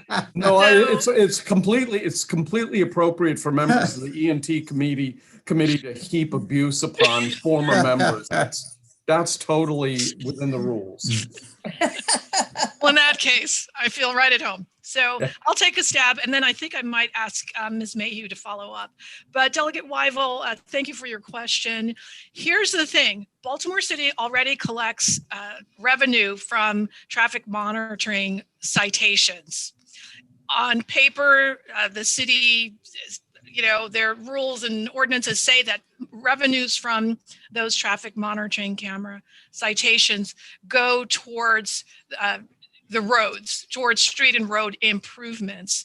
But what that never means is that improvements include human beings. Improvements typically focus almost entirely on the convenience of cars. The complete streets vision is human-centered. And this piece of legislation allows the city to consciously and intentionally and authentically move traffic citation, monitoring camera citation revenues towards implementation of changes on the streets that make them better for people. Okay. So yes, no money is coming from the state. The money that's already being collected will now be directed to make life better for humans. And if Ms. Mayhew, if you had anything extra, I'd welcome you to chime in. No, I think you did a great job of explaining that. It does just, the money that we do collect from speed cameras and other camera programs do go to administering those camera programs, and then they go towards, as Delegate Lewis explains, street safety. And what the bill does is help provide some more clarity that the money would also be used to advance the Complete Streets program in the city, which would then ensure that overall all of those goals, whether it's for cyclists, pedestrians, the many scooters, the many uses of the roads are being addressed with the funding. And it is all, as the Delegate Lewis mentioned, city funding. This does not touch our state funding. Thank you. Okay, Delegate Ruth, then Delegate Healy. Thank you, Mr. Chair. And thank you, Delegate Lewis, for bringing this bill. Complete Streets, can you talk about Complete Streets and how that would address equity issues? Oh, that's a great question. Thank you, Delegate Ruth. Working towards racial equity is really a powerful motivator for me. A lot of people don't think about the fact that our streets were designed to segregate and isolate people. They were truly designed that way. Great examples of that from Baltimore's history, the highway to nowhere. It was literally mapped and planned and built to divide and conquer. We have the opportunity before us now with hindsight and clear hearts to repair the damage that was done. And by putting people at the center of street design, we immediately begin to dismantle white supremacist physical structures in our cities and towns, as well as advance racial equity, because the people most impacted by dangerous streets and roads, the people most impacted are African Americans, Native Americans, who are, I think, the most likely nationwide to get hit by cars when they're walking, by Latinos, by working people of all stripes, as well as by our seniors, our beloved and esteemed seniors, and little kids too. So racial equity is a principle that we're all working towards.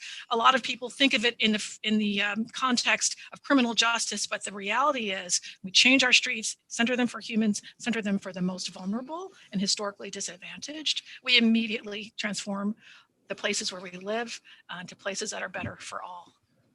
So thanks for that question. Thank you. And you mentioned that pedestrians, I think you said pedestrians, Black people and brown people are more likely to be hit. Do you have data on racially disaggregated or ethnicity data on pedestrian safety? I would invite you to look at all of the reference material I sent you guys. Oh, you can't see it. There you go, because of my green screen. But yes, ma'am, there is a robust body of literature, peer-reviewed literature that documents nationwide. We've got a problem with Black and brown people being disparately harmed by vehicle crashes. It's not in our imaginations. In fact, just a couple of years ago, a study was published that documented that Black people are more likely to get hit by cars in a crosswalk by white drivers, because white drivers just don't want to slow down for Black folks. I mean, this is what implicit bias is. We've got some great bills in HGO on implicit bias. Hope you'll support those. But that's how our history, our culture, grounded in white supremacy, that's how it operates. So yeah, there's no question that certain groups are more at risk, and we can fix that risk. You can't change people's minds or hearts through law, but you can rebuild the physical environment around us to direct more humane behavior. So that's what one of the things this bill hopes to do. Thank you. Thank you. Delegate Healy, Delegate Stewart, Delegate Ampry. And by the way, I want to remind everybody that we have to be on the floor in 2 hours, and we have several bills. And you guys have all heard this bill before. But I love you anyway for your questions. Well, okay, this is not a serious question, but it is a question because I mean, the conversation has moved on from where I was thinking about my smart aleck question. So excuse me, but I'm going to ask it anyway, which is really,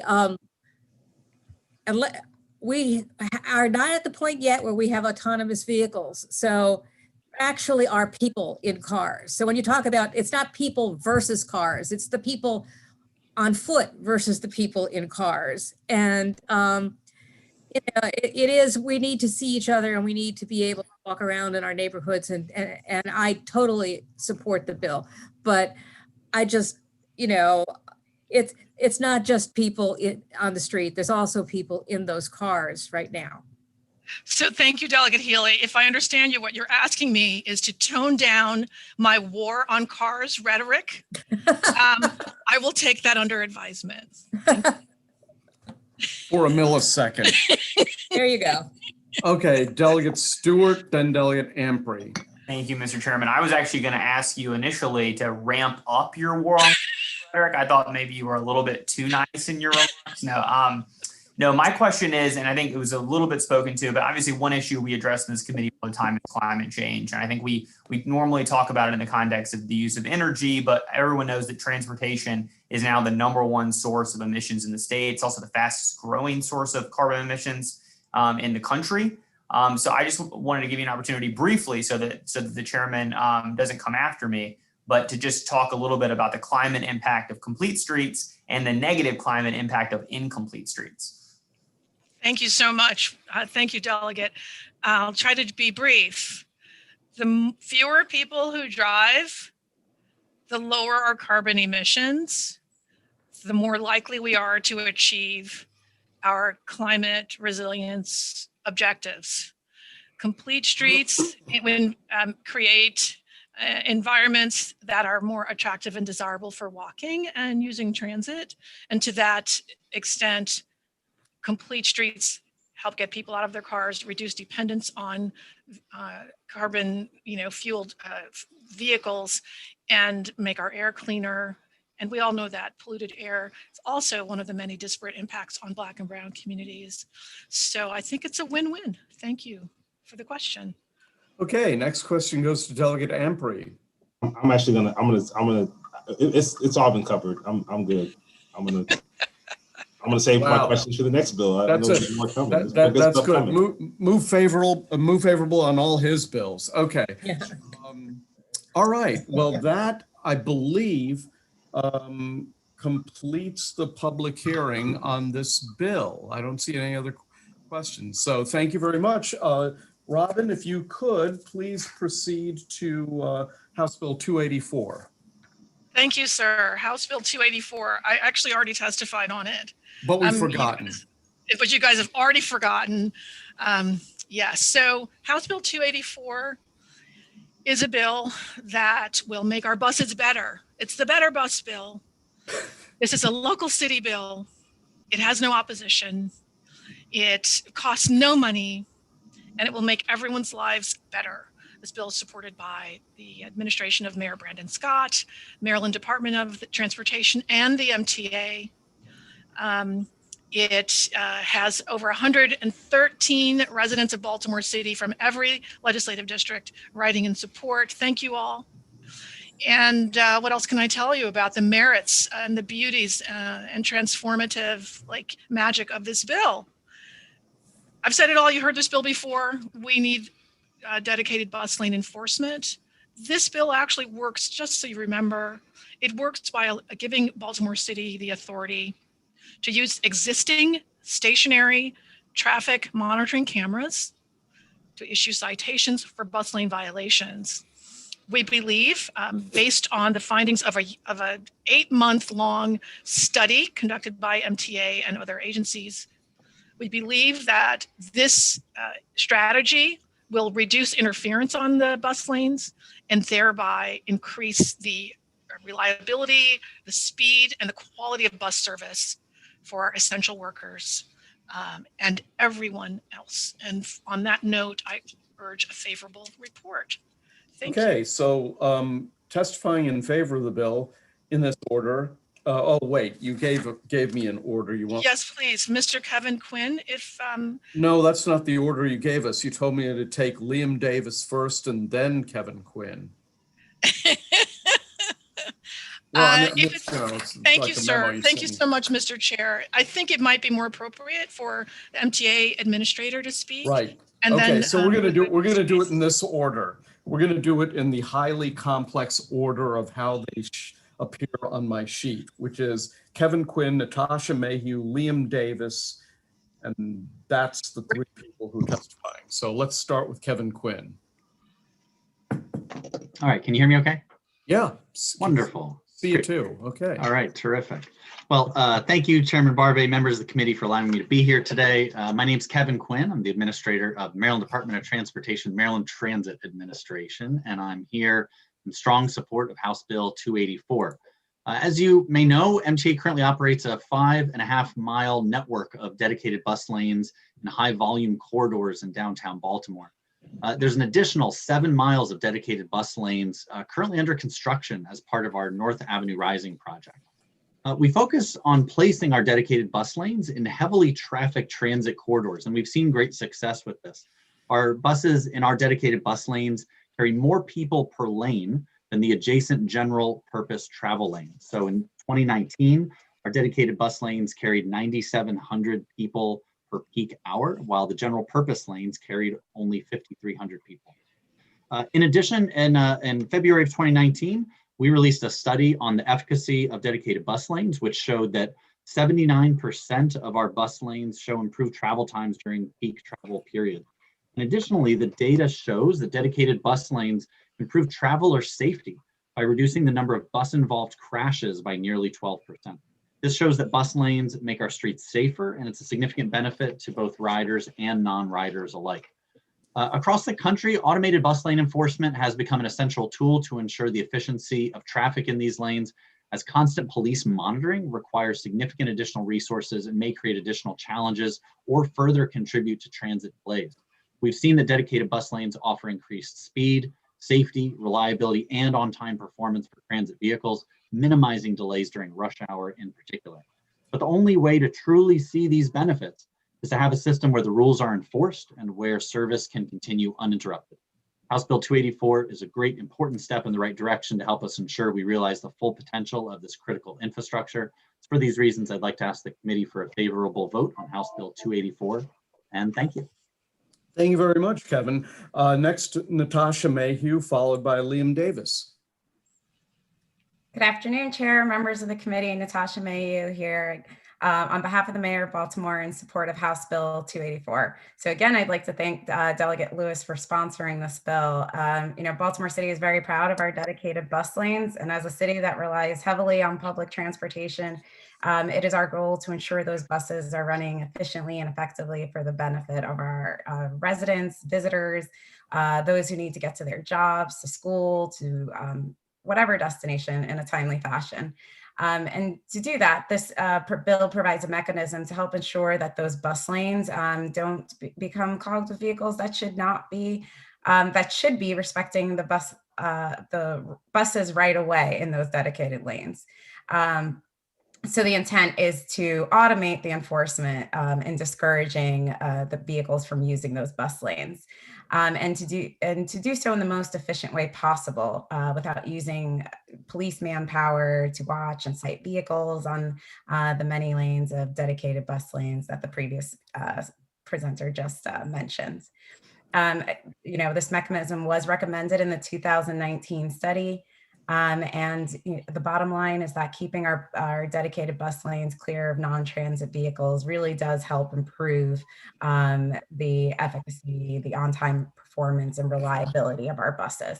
And so that is critical for the city. And with that, we would urge a favorable report.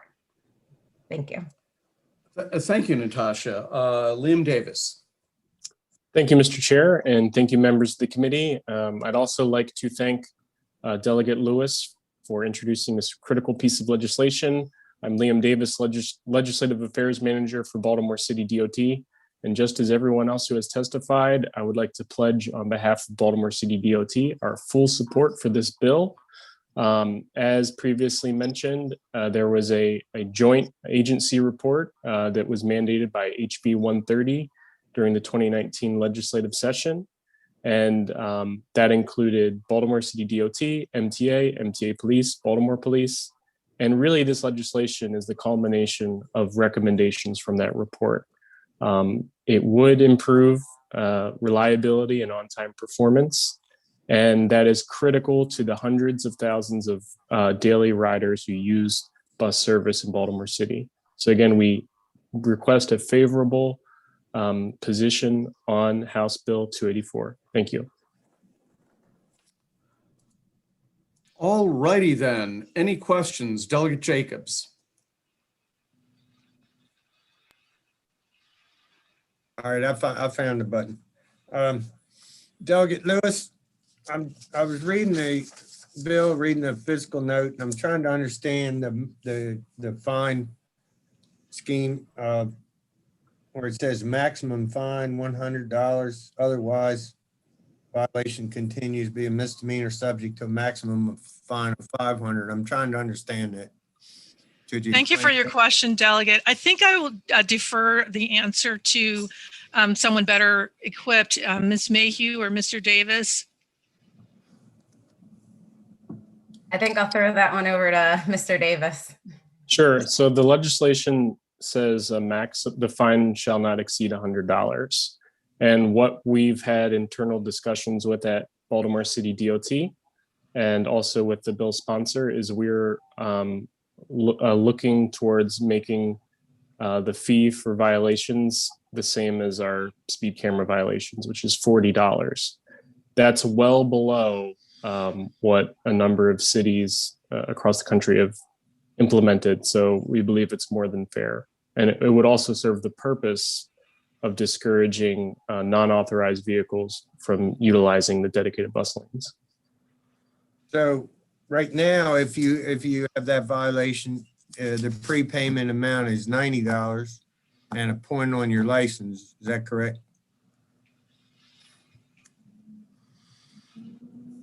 Would you like me to answer, Delegate? Please. Okay. Yes, please. The best person to answer.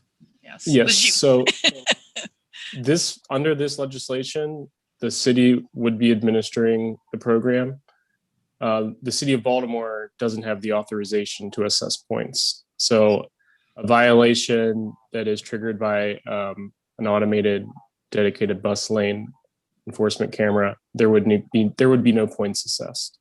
Okay, so and that leads me to the question I was asking was, currently, a prepayment is $90 upon conviction and 1 point. So this would change that to $40 and no points. Is that what you're trying to say? For a violation of an unauthorized vehicle driving in a dedicated bus lane, right now we're looking at it being a $40 violation. So I guess the answer is yes. Yes. Yes. Thank you, Mr. Chairman. Always happy to help.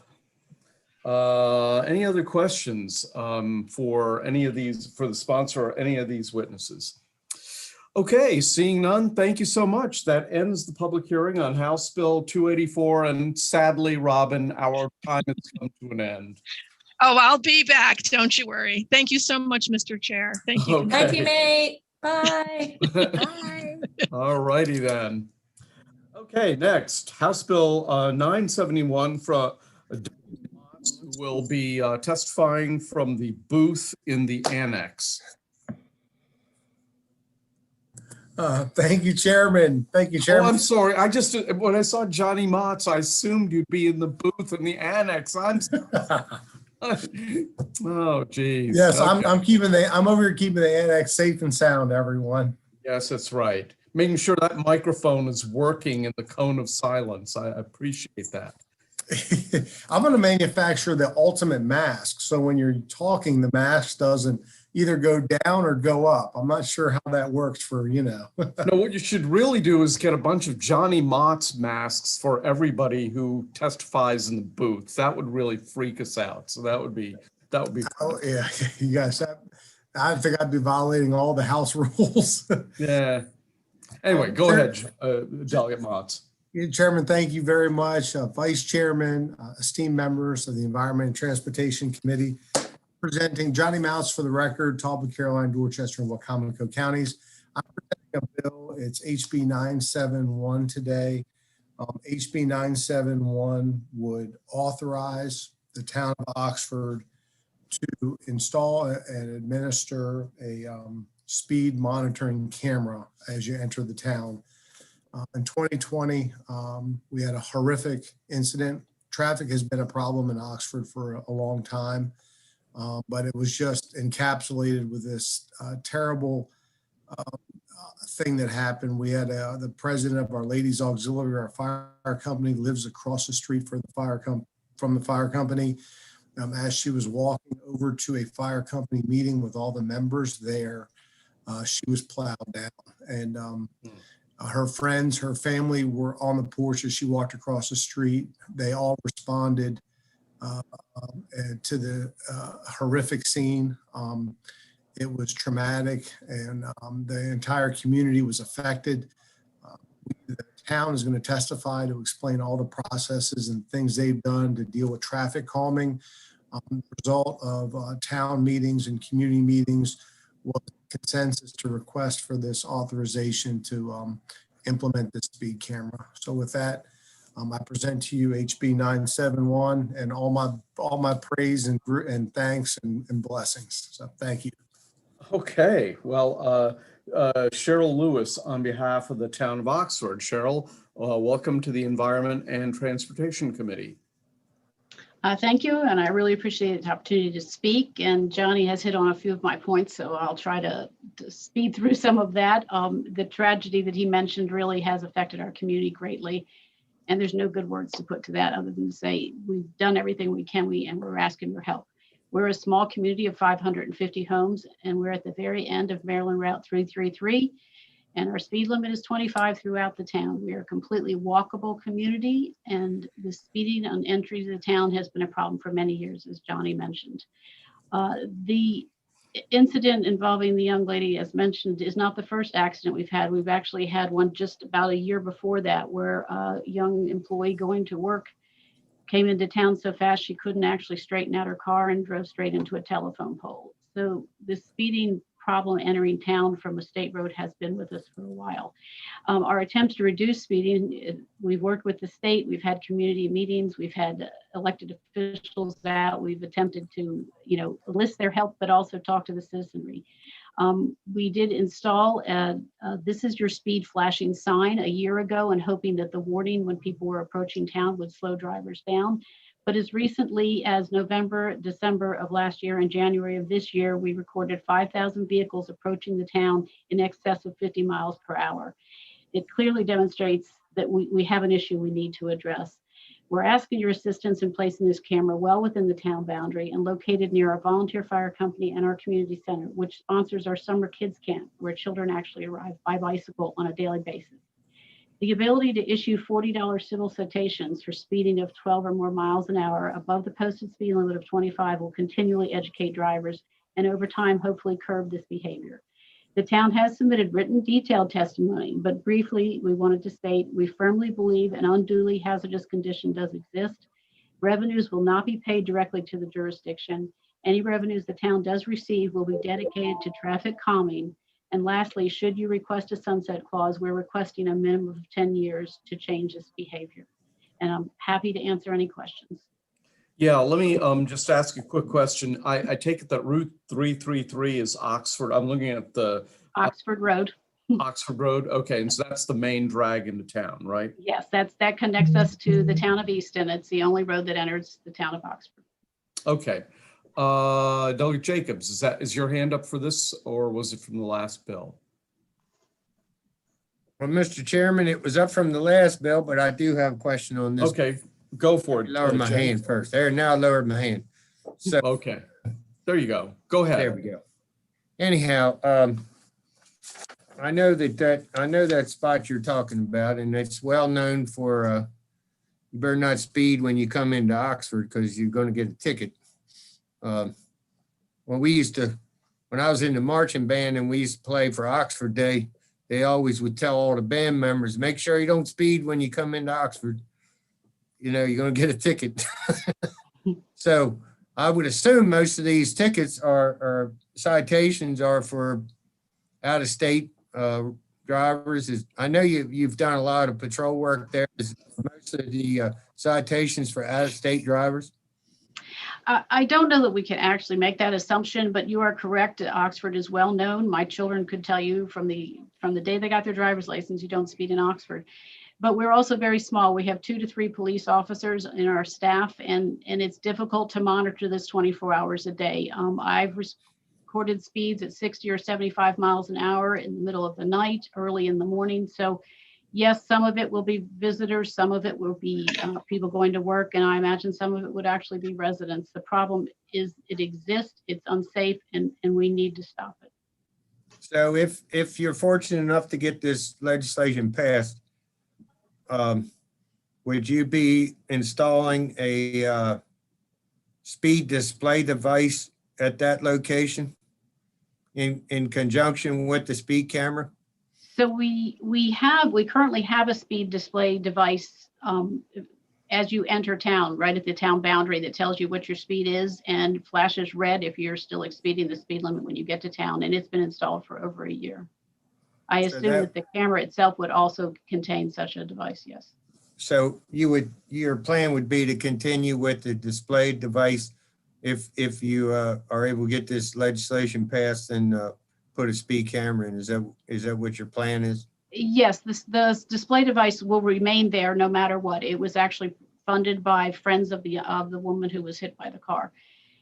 The speed camera itself would probably have its own speed demonstration. Usually they're attached to the equipment right there at the side of the road. But as you enter Oxford, there is definitely a sign that will remain there. Thank you. Cheryl, I've got two questions for you. The first question is there a school off Route 333 in the vicinity of where you want the camera? I'm just curious. So no, sir, we do not have a school in that area. What we do have is a community center that sponsors our summer kids camp, which many people in Oxford utilize. And this will be right near this camera and right in the area where we have this speeding problem. Okay, the second question I have is about the speed monitoring device. Could you find out for me how much, if it's possible, how much that cost you guys? Do you know? The one we purchased? Yeah. We actually purchased two. I believe it was around $6,000 for the one that sits on the street. Okay, thank you. $6,000. Okay, you probably got the lowest bid that you could reasonably get, right? Yeah, well, what we needed was one that would conform to what we could do. We don't have electricity in that area. It had to be solar. It had to. Oh, I see. Within what the state highway wanted us to do, and the state highway, worked with us very well in allowing us to set this up. The second one was probably around $4,000, and we use it further down the road in an effort to curb the speeding on this specific state road. And we worked well with the state on this. They realize it's an issue. We just have not come up with the right solution. Okay, that's very helpful. Thank you very much. Any other questions from the committee? Well, sorry about the tragedy in your town. And thank you, Johnny, for bringing this bill to us. And with that, I will conclude the public hearing on House Bill 971. Thank you, Johnny and Cheryl. Thank you very much. Appreciate it. Okay. Thank you, Environment and Transportation. All righty. Next, we go to House Bill 1097, the St. Mary's County Delegation. Who's presenting on its behalf? Would that be Jerry? Yep, it's me. Okay, Jerry, you're up. Thank you, Mr. Chairman. For the record, Jerry Clark, representing St. Mary's County today. Because of Chapter 23 of the St. Mary's County Code requires a compensation review board to be appointed every 4 years to review the salaries of all elected officials and make a recommendation. We have submitted a bill, HB 1097, that has the recommendations from that compensation review committee. I have letters from the Board of County Commissioners and letters from delegation asking for approval of the bill. Inside the bills, you can see the different salaries. It's quite a few of them, so I'm not going to take any time with you today to read them off. We would just ask for local approval of this salary schedule. Sure, you've checked all the boxes then, right? Yeah. Okay, any questions for Delegate Clark? Okay, seeing none, thank you very much, Jerry. We'll move on from House Bill 1097 to. Thank you, Mr. Chairman. Okay, House Bill 1204, Delegate Ruth. We Thank you, Mr. Chair. Saved the longest for last, so here we go. Thank you, Mr. Chair and members of the committee. For the record, Delegate Sheila Ruth presenting HB 1204. Transportation is an essential quality of life issue. It can connect people and communities and improve access to jobs, food, healthcare, and social activities. Unfortunately, all too often, transportation policy works hand in hand with housing policy to reinforce and magnify systemic discrimination. Sadly, Maryland was an innovator in racial exclusion laws, racially based zoning, redlining, and racial covenants, with consequences still visible on maps and in people's lives. Transportation plays a role in reinforcing that segregation and magnifying its impact. Simply put, if you live in a red line, disinvested neighborhood, you have no way out. If you have no jobs, healthy food, good schools, or doctors in your neighborhood, and you can't get to better served areas, how will anything ever change? If you have to spend 4 hours a day or more on a bus, how will you protect your health, spend time with your children, learn a new skill, or start a business? Highways built through red line neighborhoods for the convenience of commuters from wealthier suburbs spew smog and noise without benefit or off-ramp for the communities they divide. In the late 1970s, Black neighborhoods in West Baltimore were demolished to build a planned extension to I-70. The highway was canceled in 1981, leaving a deep scar permanently dividing Black communities, sometimes called the Highway to Nowhere. And what are the chances that you would hear two references to the Highway to Nowhere in the same hearing? In June 2015, Governor Hogan canceled the Red Line, crushing the dream of bringing more jobs within reach and attracting transit-oriented development. In September 2020, just last year, MDOT MTA proposed cuts that would have heavily impacted the majority Black core local link bus service. Thankfully, the cuts were canceled due to public outcry.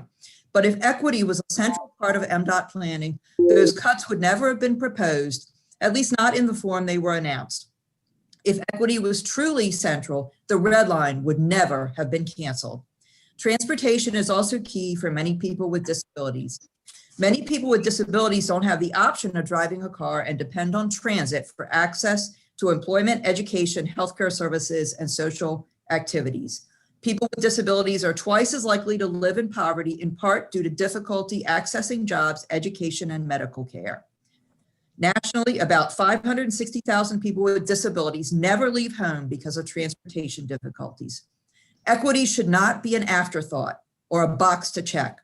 We will never eliminate the disparities or break down systemic racism until equity is central and intentional in all planning. HB 1204 makes equity a central goal in Maryland transportation planning across all transportation modes and creates a Commission on Transportation Equity as an independent body to ensure that equity is considered in all things. We can't solve a problem without data to better understand it. HB 1204 requires MDOT to collect and analyze data on racial disparities and impact on people with disabilities and report on them in the annual attainment report.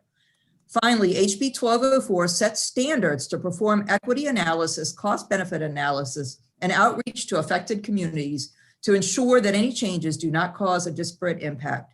These analyses improve on what's currently being done under federal Title VI requirements. All Marylanders should have access to a well-planned transportation system regardless of race, income, zip code, or disability. And I encourage you to look at the written testimony. This bill has broad support from many organizations, and any bill that brings together environmental groups and labor on the same side, I think has something special. So I request a favorable report for HB 1204. Okay, thank you very much. Quite a number of people testifying in favor of this bill. Let's start with Zachary Berger and Brian Murray and Rebecca Shillman in that order. So Zachary, you're first. Welcome to the committee. You have 2 minutes. Zachary? Do we have a Zachary Berger with us? Okay, we'll go to Brian Murray. Brian? Trish? Oh, there's Brian, but he's muted. Brian, if you could unmute yourself. Oh God, the Zoom environment is driving us all crazy here. Okay. Well, welcome to the committee. And Chairman, my oral comments are a lot quicker than my written comments, so we'll spare you that. I'll get started. Committee members, I'm Reverend Brian Murray, Senior Pastor, New Covenant Community United Church of Christ in Baltimore. I'm also former co-chair and current board member of Bridge, Maryland, a network of churches around the state that advocate for equity and justice. Finally, prior to full-time clergy, I retired from Pfizer, a corporation you all know. As both a scientist and a theologian, I applied two different modes of thinking to problem solving. empirical evidence, and faith in the possibilities. Like any agency, MDOT would uphold its ability to operate effectively, but historical evidence of a highway to nowhere in Baltimore, the cancellation of the Red Line in Baltimore, and the shifting of those funds to a purple line that is behind schedule and over budget suggests that some assistance is in order. And so I would suggest we move beyond defensiveness so plentiful in our politics to logical problem solving. HB 1204 plainly promotes an equity lens in how the agency makes decisions in budget and service delivery. Equity means a cross-section of ridership experiences are at the decision-making table. Cross-modal analysis, so positive data from one mode of travel does not obscure the disparity of more frequently used modalities. Prospective impacted communities are consulted before decisions are made. An independent commission of Marylanders brings objective evaluation to the agency's performance, ensuring that race, disability, zip code, and an essential worker without a car are not qualifications for substandard service reliability. This week, a landmark bill is being signed at the White House to get the country moving again. I have faith in the possibility that HB 1204 moves beyond waste of time criticism to needed assistance in improving much needed public transportation. I'm asking for a favorable report on HB 1204. Thank you.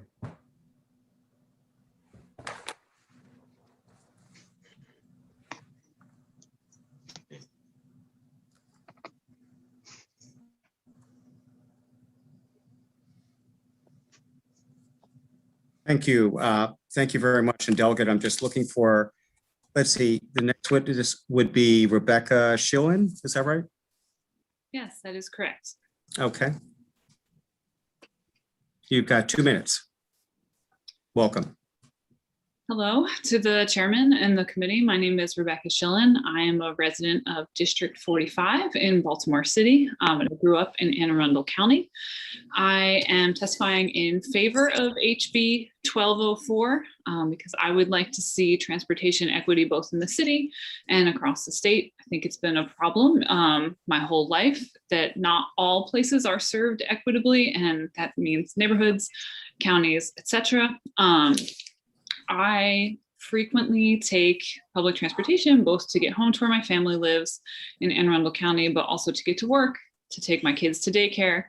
And the aforementioned cancellations of both the Red Line and the proposed cancellations of the bus lines would have and have affected me in the way that I travel. And the bus line that I regularly took to get my kids to daycare, the 53, is one of the lines that would have been canceled in summer if that had gone through. And so while I have mostly been working from home, I have that luxury. I have the kind of white collar job that allows me to do that. I do not think that everybody else who rides that line, the line goes through a lot of predominantly Black neighborhoods, a lot of neighborhoods that are lower income. And I know that a lot of people that ride that bus line are essential workers, are teachers, etc. A lot of kids take it to get to school, which is a big issue in Baltimore City. And one of my big concerns that I think this bill addresses is I want to make sure that these decisions are made with equity thought about first, because a lot of times with the tight funding in Maryland for transit, decisions that are made tend to be long-term decisions, even if they're originally intended as short-term budget fixes. So I am hoping for a favorable report on HB 1204 to support equity and access to transit for all people in the state of Maryland. Great, thank you very much. Next, Ryan Green. Hi, can you all hear me? Yes. Okay, great. Thank you. So I'm a physical therapist. I work in Baltimore City. I've worked in several locations, including Hamden and Canton. And I have direct experience with patients who come from many of these underserved communities. In areas like Sandtown, Winchester, Middle East, in Baltimore City, there is not good access to healthcare. So they end up having to come all the way across the city to Canton. Many of these patients have to take 2 or 3 lines to get to my clinic. And that's on top of already having significant disability from low back pain, strokes, difficulty walking. sometimes dizziness, vertigo. Having multiple bus lines has made this very challenging for them. There's a bus stop right outside of one of my clinics, and that bus stop has no bench, there's no cover, there's nothing for these patients to do but stand there out in the sun, the rain, the cold, and wait. It makes my job as a therapist very difficult because I want my patients to come to therapy. I want them to get better, and so do they. But having all these barriers in place makes it very difficult for them to come to therapy and to receive the benefits they need. And it's clearly a difference in both race and geographic location.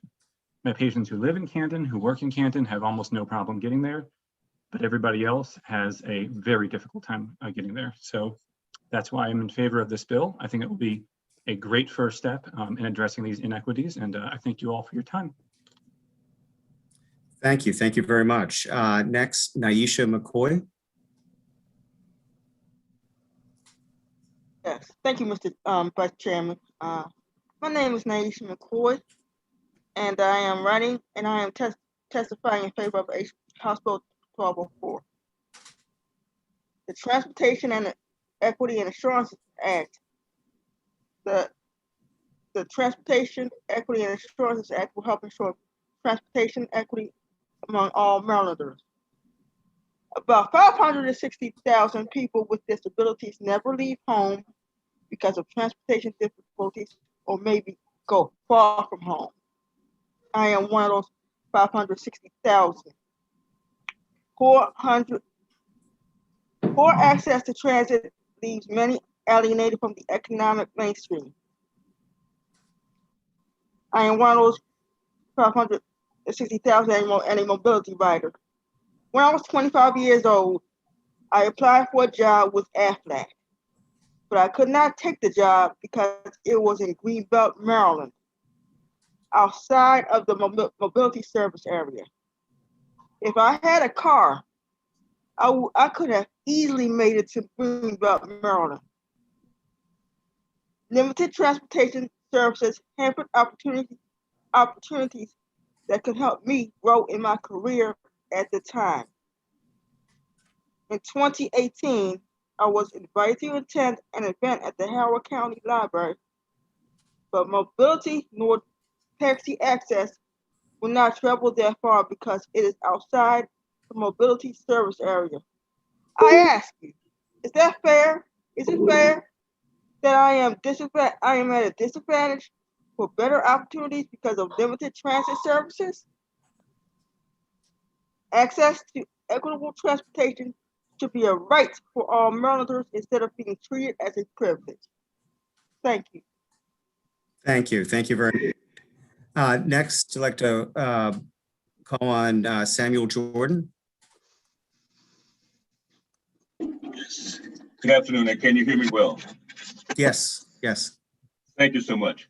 I'm Samuel Jordan, president of the Baltimore Transit Equity Coalition. And thank you, Vice Chairman Stein and members of the committee.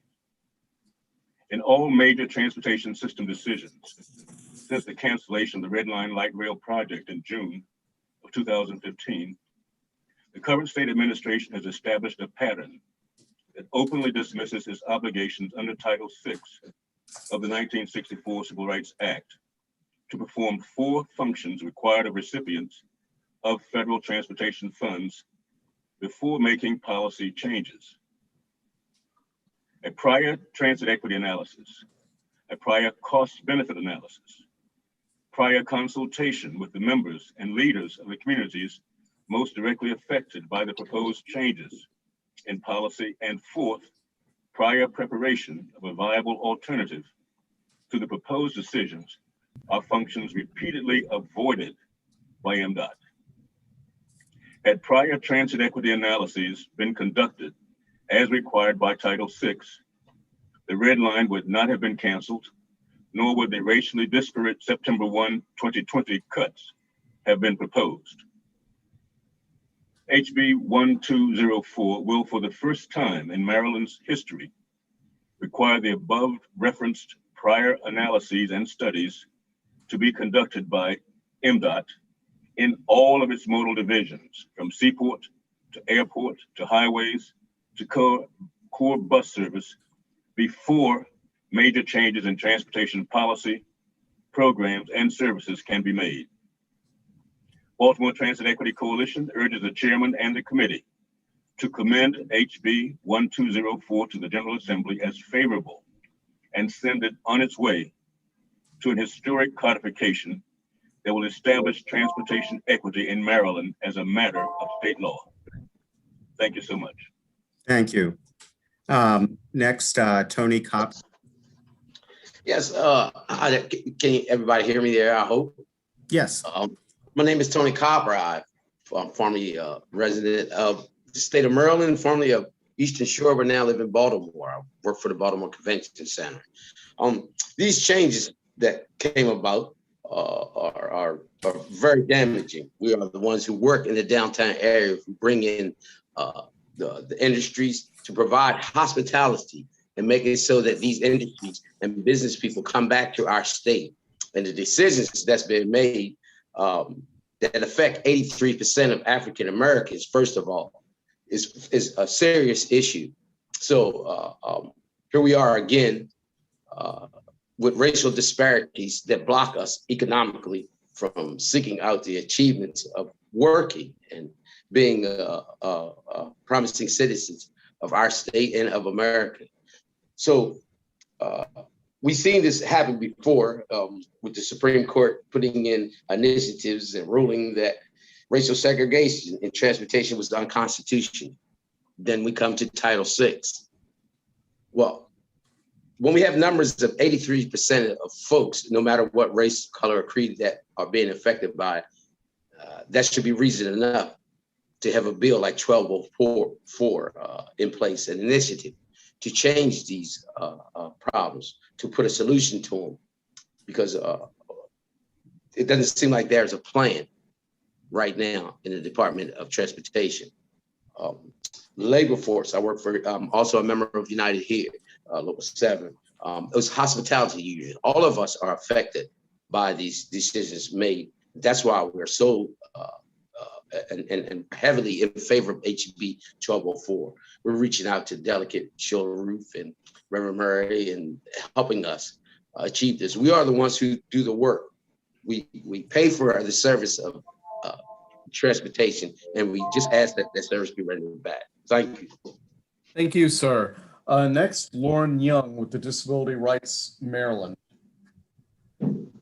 Thank you, Vice Chair Stein and members of the committee. Oh, and Chairman Brock. Sorry, didn't see you were back. That's okay. Thank you for this opportunity to testify today on behalf of Disability Rights Maryland and Consumers for Accessible Ride Services, the latter organization being comprised of people with disabilities who use public transportation and advocate for its improvements.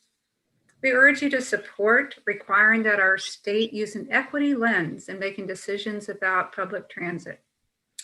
Had such analysis occurred in the past, I don't think we would have had the proposal from MTA this past fall to cut 25% of the public bus lines, which caused great anxiety and need for public organization in opposition and to stop that plan. But such a decision isn't unique to MTA. I think it's an example of how we need to teach ourselves to be more considerate of our history and its consequences of segregation and exclusion, as people have talked about today. As Ms. McCoy testified to earlier and very compellingly, transit's critical connector to opportunities. And some of our patterns of transit don't offer ready access to areas of high employment, good housing, education, and healthcare services, as the physical therapist testified. We need to be just in offering access and opportunities. And if we intend to provide equity and to dismantle practices that keep people with disabilities living at twice the rate of poverty as their non-disabled peers, we have to be intentional in our planning. We'd be honored to serve on the commission established by this legislation. We thank you all, and especially Delegate Ruth for her efforts and considerations of people in trying to make our services in Maryland more equitable for people of color and people with disabilities. Thank you for your time. Thank you, Ms. Young. Next, Stacey Hartwell, followed by Bridge Dumais. Good afternoon, Chairman Barve, committee members and colleagues. My name is Stacy Hartwell for the record. I'm co-chair of the NAACP Maryland State Conference Environmental and Climate Justice Committee. To guarantee equity as a primary goal in the Maryland Transportation Plan, I'm here today to ask you to support House Bill 1204, the Transportation Equity Analysis and Assurances Act of 2021. Maryland's transportation sector is responsible for more than 40% of the region's carbon emissions. In addition to accelerating climate change, these emissions greatly contribute to air pollution, which has been proven to cause and further aggravate conditions such as respiratory and cardiovascular diseases, disproportionately impacting Black and low-wealth communities. Due to a long history of racist transit and housing policies, these communities also lack access to safe, clean, and reliable transit options.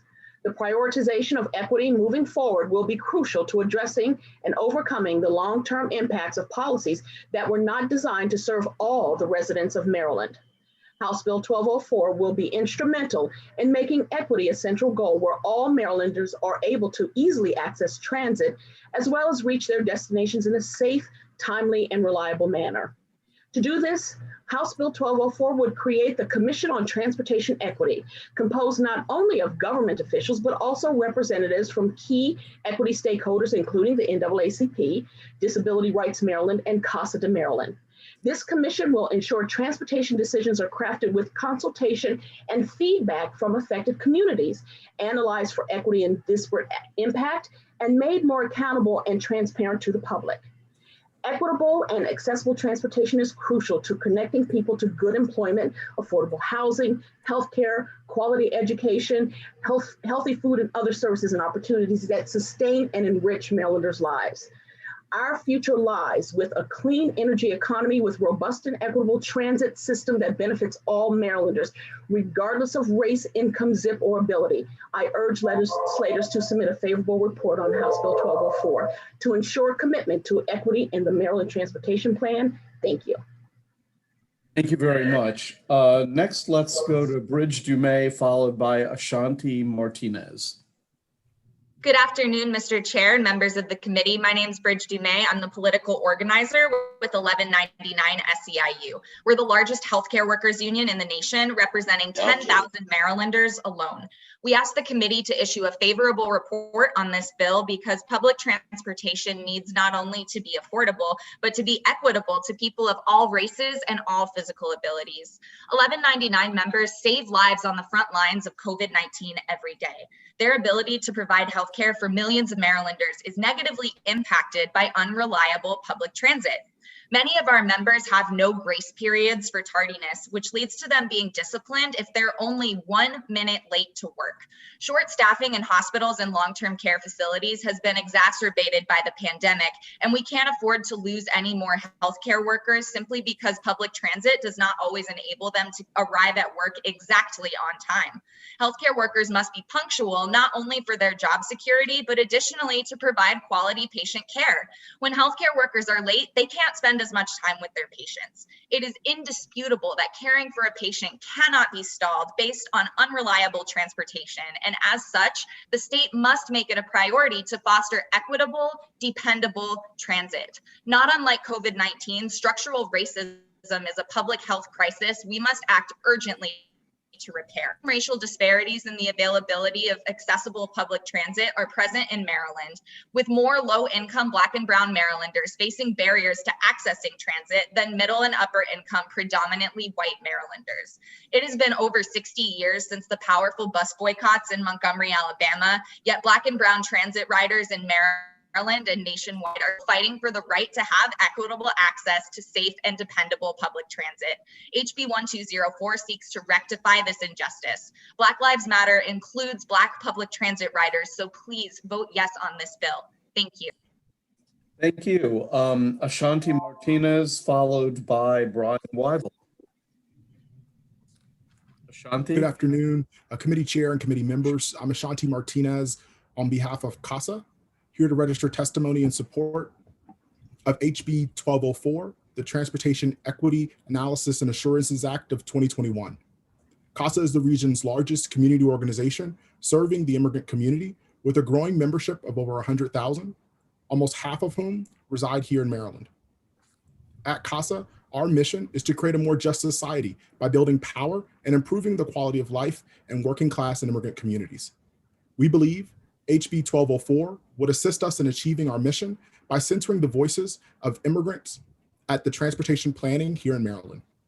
Our members rely heavily on public transportation to navigate our state, from commuting to work, grocery shopping, heading to worship, and going to school. Public transit is a viable part of their life. Maryland has, unfortunately, a storied history of discrimination and planning, and our plans still often lack the needed racial equity to fully benefit the community. Real people's lives are impacted by transportation, and all Marylanders, regardless of race, income, zip code, and disability, should have an equal right to the benefits of well-planned transportation systems. We thank the bill's sponsor for adding CASA as a member of the Transportation Equity Committee established in the bill to ensure that the voices of immigrants in Maryland are not left from the conversation during transportation planning. Equity should not be an afterthought. Equity must be the central goal in the Maryland transportation planning, and we believe that those closest to the pain must be closest to the power. CASA strongly supports HB 1204 and respectfully urges the committee for a favorable report. Thank you. Very much. Brian Wyville with the Transit Union. Thank you very much. Thank you, Chairman and members of the committee. My name is Brian Wyville, speaking on behalf of Amalgamated Transit Union Local 689. At Local 689, we represent over 13,000 workers and retirees for WMATA, Metro Access, Dash, and DC Streetcar, among others. We strongly support HB 1204, but urge the delegates to support amendments that would strengthen its aims by including transit workers in the study processes. We know firsthand that access to reliable, safe, and affordable public transit means better jobs and a stronger economy. Public transit is the lifeblood of many neighborhoods, and it's important that we are intentional about the impacts that changes to public transit will have on the communities that already live there. This country has repeatedly treated public transit, particularly buses, as if it was transportation for just people of color and the poor, and as such, it is chronically underfunded and sidelined for the promotion of personal automobiles. We believe HB 1204 will help to make this past history explicit, especially its racial impacts, and help prevent the state of Maryland from repeating history. Transit equity is something that this union has fought for over and over again. We've repeatedly been on the front lines of fights against service cuts and for the expansion of public transit. Not even a few weeks prior to this hearing, the Washington Post published a touching profile on one of our members, Howard Stokes, a Black Washingtonian who joined our union in 1945 and was one of the first Black streetcar operators for Capital Transit. Capital Transit was a thoroughly racist company to its core.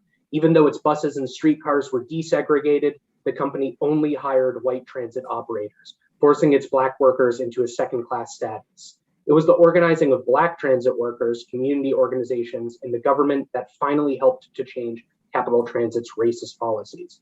We believe that the Capital Transit case is a great example of how transit equity can't truly exist if the workers that move the buses and trains are mistreated, undervalued, or discriminated against. With this spirit in mind, we encourage the delegates assembled to support the two amendments that would add transit worker representation to the formations laid out in the bill. Thank you very much. I wonder if Zachary Berger ever made it to our public hearing. He was first person on the list. If not, we'll go to questions. They would be in the order of Delegate Stewart and Delegate Healy. Thank you, Mr. Chairman. I just have a question for the sponsor, and it's on sort of the, I think, what will prove to be the elephant in the room here, which is the fiscal note. The fiscal note is, I think, upwards of $4 million initially, and then it's about maybe $1.5 million or something like that on an ongoing basis. So, I was looking at it, some of this stuff looks a little, inflated to me, but I wanted to ask you, what your thoughts were on the fiscal note. If you had a chance to look at it, whether or not any amendments could maybe cure some of it, whether you think it's inflated. And then lastly, any thoughts you have, we just heard from Mr. Wyville about the impact on workers, but any thoughts you have about kind of the other side of the balance sheet here? In other words, to what cost does the state incur by not having this equity framework set up? Absolutely. Thank you so much for the question, Delegate. I was floored when I saw the fiscal note, and frankly, it's ludicrous. I'm sure I'm not the first delegate to say that about a fiscal note. Certainly will not be the last. But, the truth is most of what's in this bill are things that MDOT is already doing or should be doing. So, I worked very hard to craft it so that it adds to things that they're already doing, like the attainment report is already done on an annual basis, tied in with the 5-year Maryland transportation planning process. And, all of the factors, all of the measurable transportation indicators that I've listed here, I pulled directly from the current attainment report. So these are indicators that MDOT is already measuring, and all we're asking is that they disaggregate these indicators by race. I picked the ones that are particularly relevant. I don't think like tons of material through the port is really something that needs to be disaggregated by race, but where it could be disaggregated by race and ethnicity, and I thought that was important, I added that, and also certain of those factors need to be analyzed for impact on people with disabilities. The largest part of the fiscal note is staffing for the Commission on Transportation Equity, which is $2.2 million. The Commission is going to need some staff. I can't believe that they're going to need what MDOT says they're going to need, because most of this stuff, again, work with MDOT to develop policies and performance measures to ensure that the state transportation system is equitable. That this is something, again, that is just basically MDOT should be already doing some of this. Advise MDOT on how the state transportation system can address racial disparities. Advise MTA on the 3-year Title VI implementation program. MTA already does a 3-year implementation program for Title VI. They already do outreach for that. They already do analyses, and it's already being done. So those staffers who are already working on that in MDOT, MTA, all we're asking is that they work with the Commission, and the Commission is unpaid, by the way. Same thing with developing the thresholds for major service change and the guidelines for disparate access. Those are things that they're already developing as part of their 3-year Title VI plan.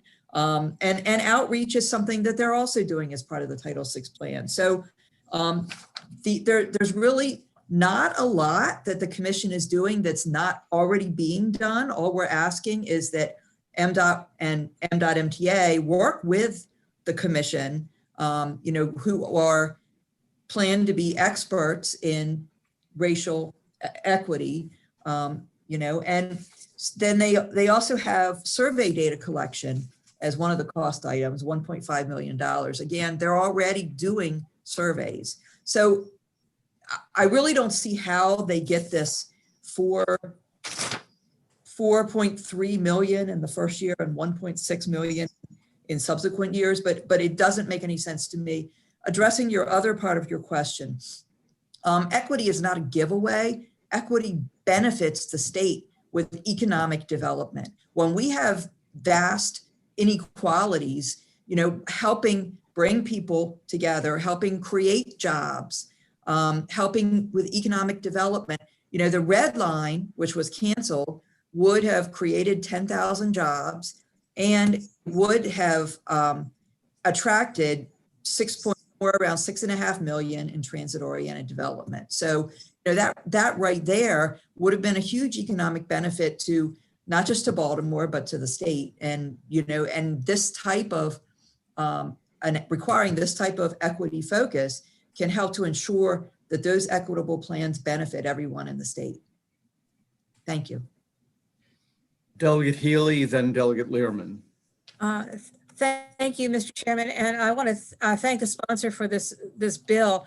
I'm going to focus on two things very quickly because we've already talked about the fiscal note, but it concerns me that if this $4 million and $1 million ongoing were accurate, and I also have questions about that, I don't believe that's correct, but if that were the case, that's a lot of money that could have been spent in actually providing mass transit services rather than accumulating data and measuring everything. And so I would like you to comment on that. And then I will ask you the other question, which is really the one that I'm most concerned about, is about the integration of the Washington metropolitan area, the Baltimore metropolitan area. As you may know, I've been being treated at the University of Maryland Medical Center in Baltimore. And I was fortunate that I have somebody who could drive me there every time I needed to go. But I looked into mass transit between the two areas, between where I live inside the Beltway in Prince George's County. It's a straight shot up the Parkway. It's about a 40-minute drive on a, with traffic being okay. But there really wasn't any kind of mass transit that would get me from where I live to where I wanted to go to see the doctor. And that feeds into a lot of the testimony we've heard of the medical personnel that are working at the hospitals in Baltimore are from all over the state, and they should be able to get to work on public transit. And the person who was trying to get to a job opportunity in my district in Greenbelt should also have that opportunity. And yet we do have two robust systems. We have WMATA and we have MTA.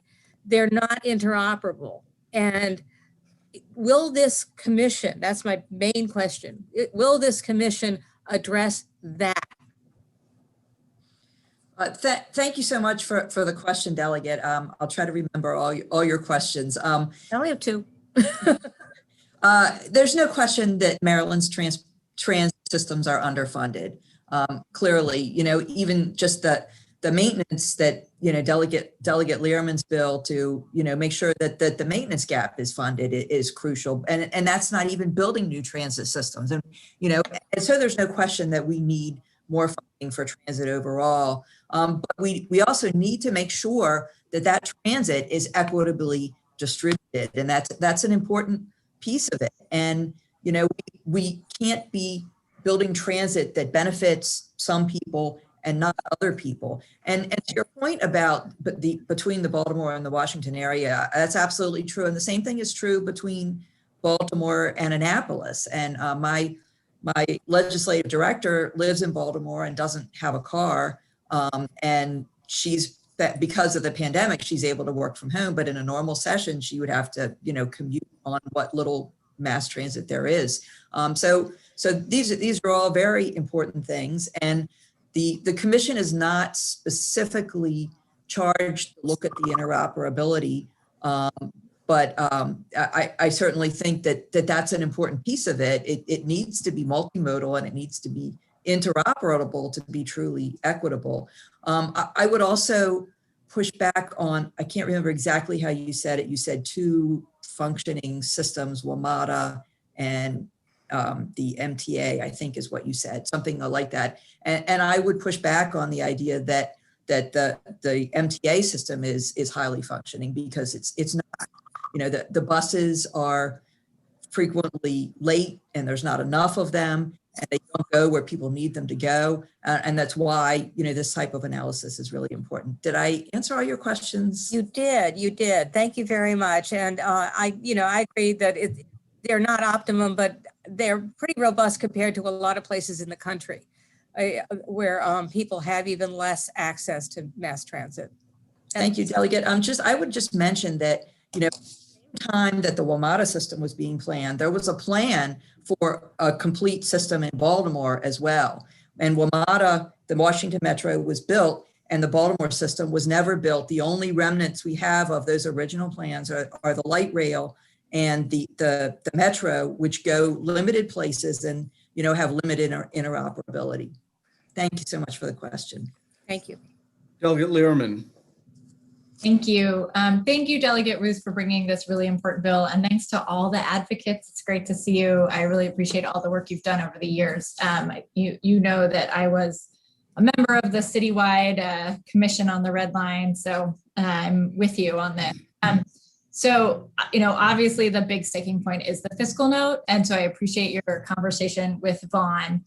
I just wondered, I'm thinking out loud here, but have you spoken with MDOT or with Administrator Quinn or the fiscal note author? I just wonder if there's I wonder if there's some way to understand better why, where the, fees for the consultants, like what, if they can more clearly tell us like what those consultants would do. Does it have to do with the fact that we're bringing in disability and they write in their letter that that's new? I'm just curious, if there's a way to start to hone in on like what it actually, like what could we do in this area to move the ball forward, even if it's not a $9 million, that's not $9 million fiscal note. Do you have any thoughts, or have you talked to them, or, Thank you so much for the question, Delegate. Certainly, it's something that I want to look into. I haven't had, the fiscal note just came out. I haven't really had, studying it. I haven't had a chance to explore with either MDOT or the fiscal note writer. Certainly something I'm going to look into.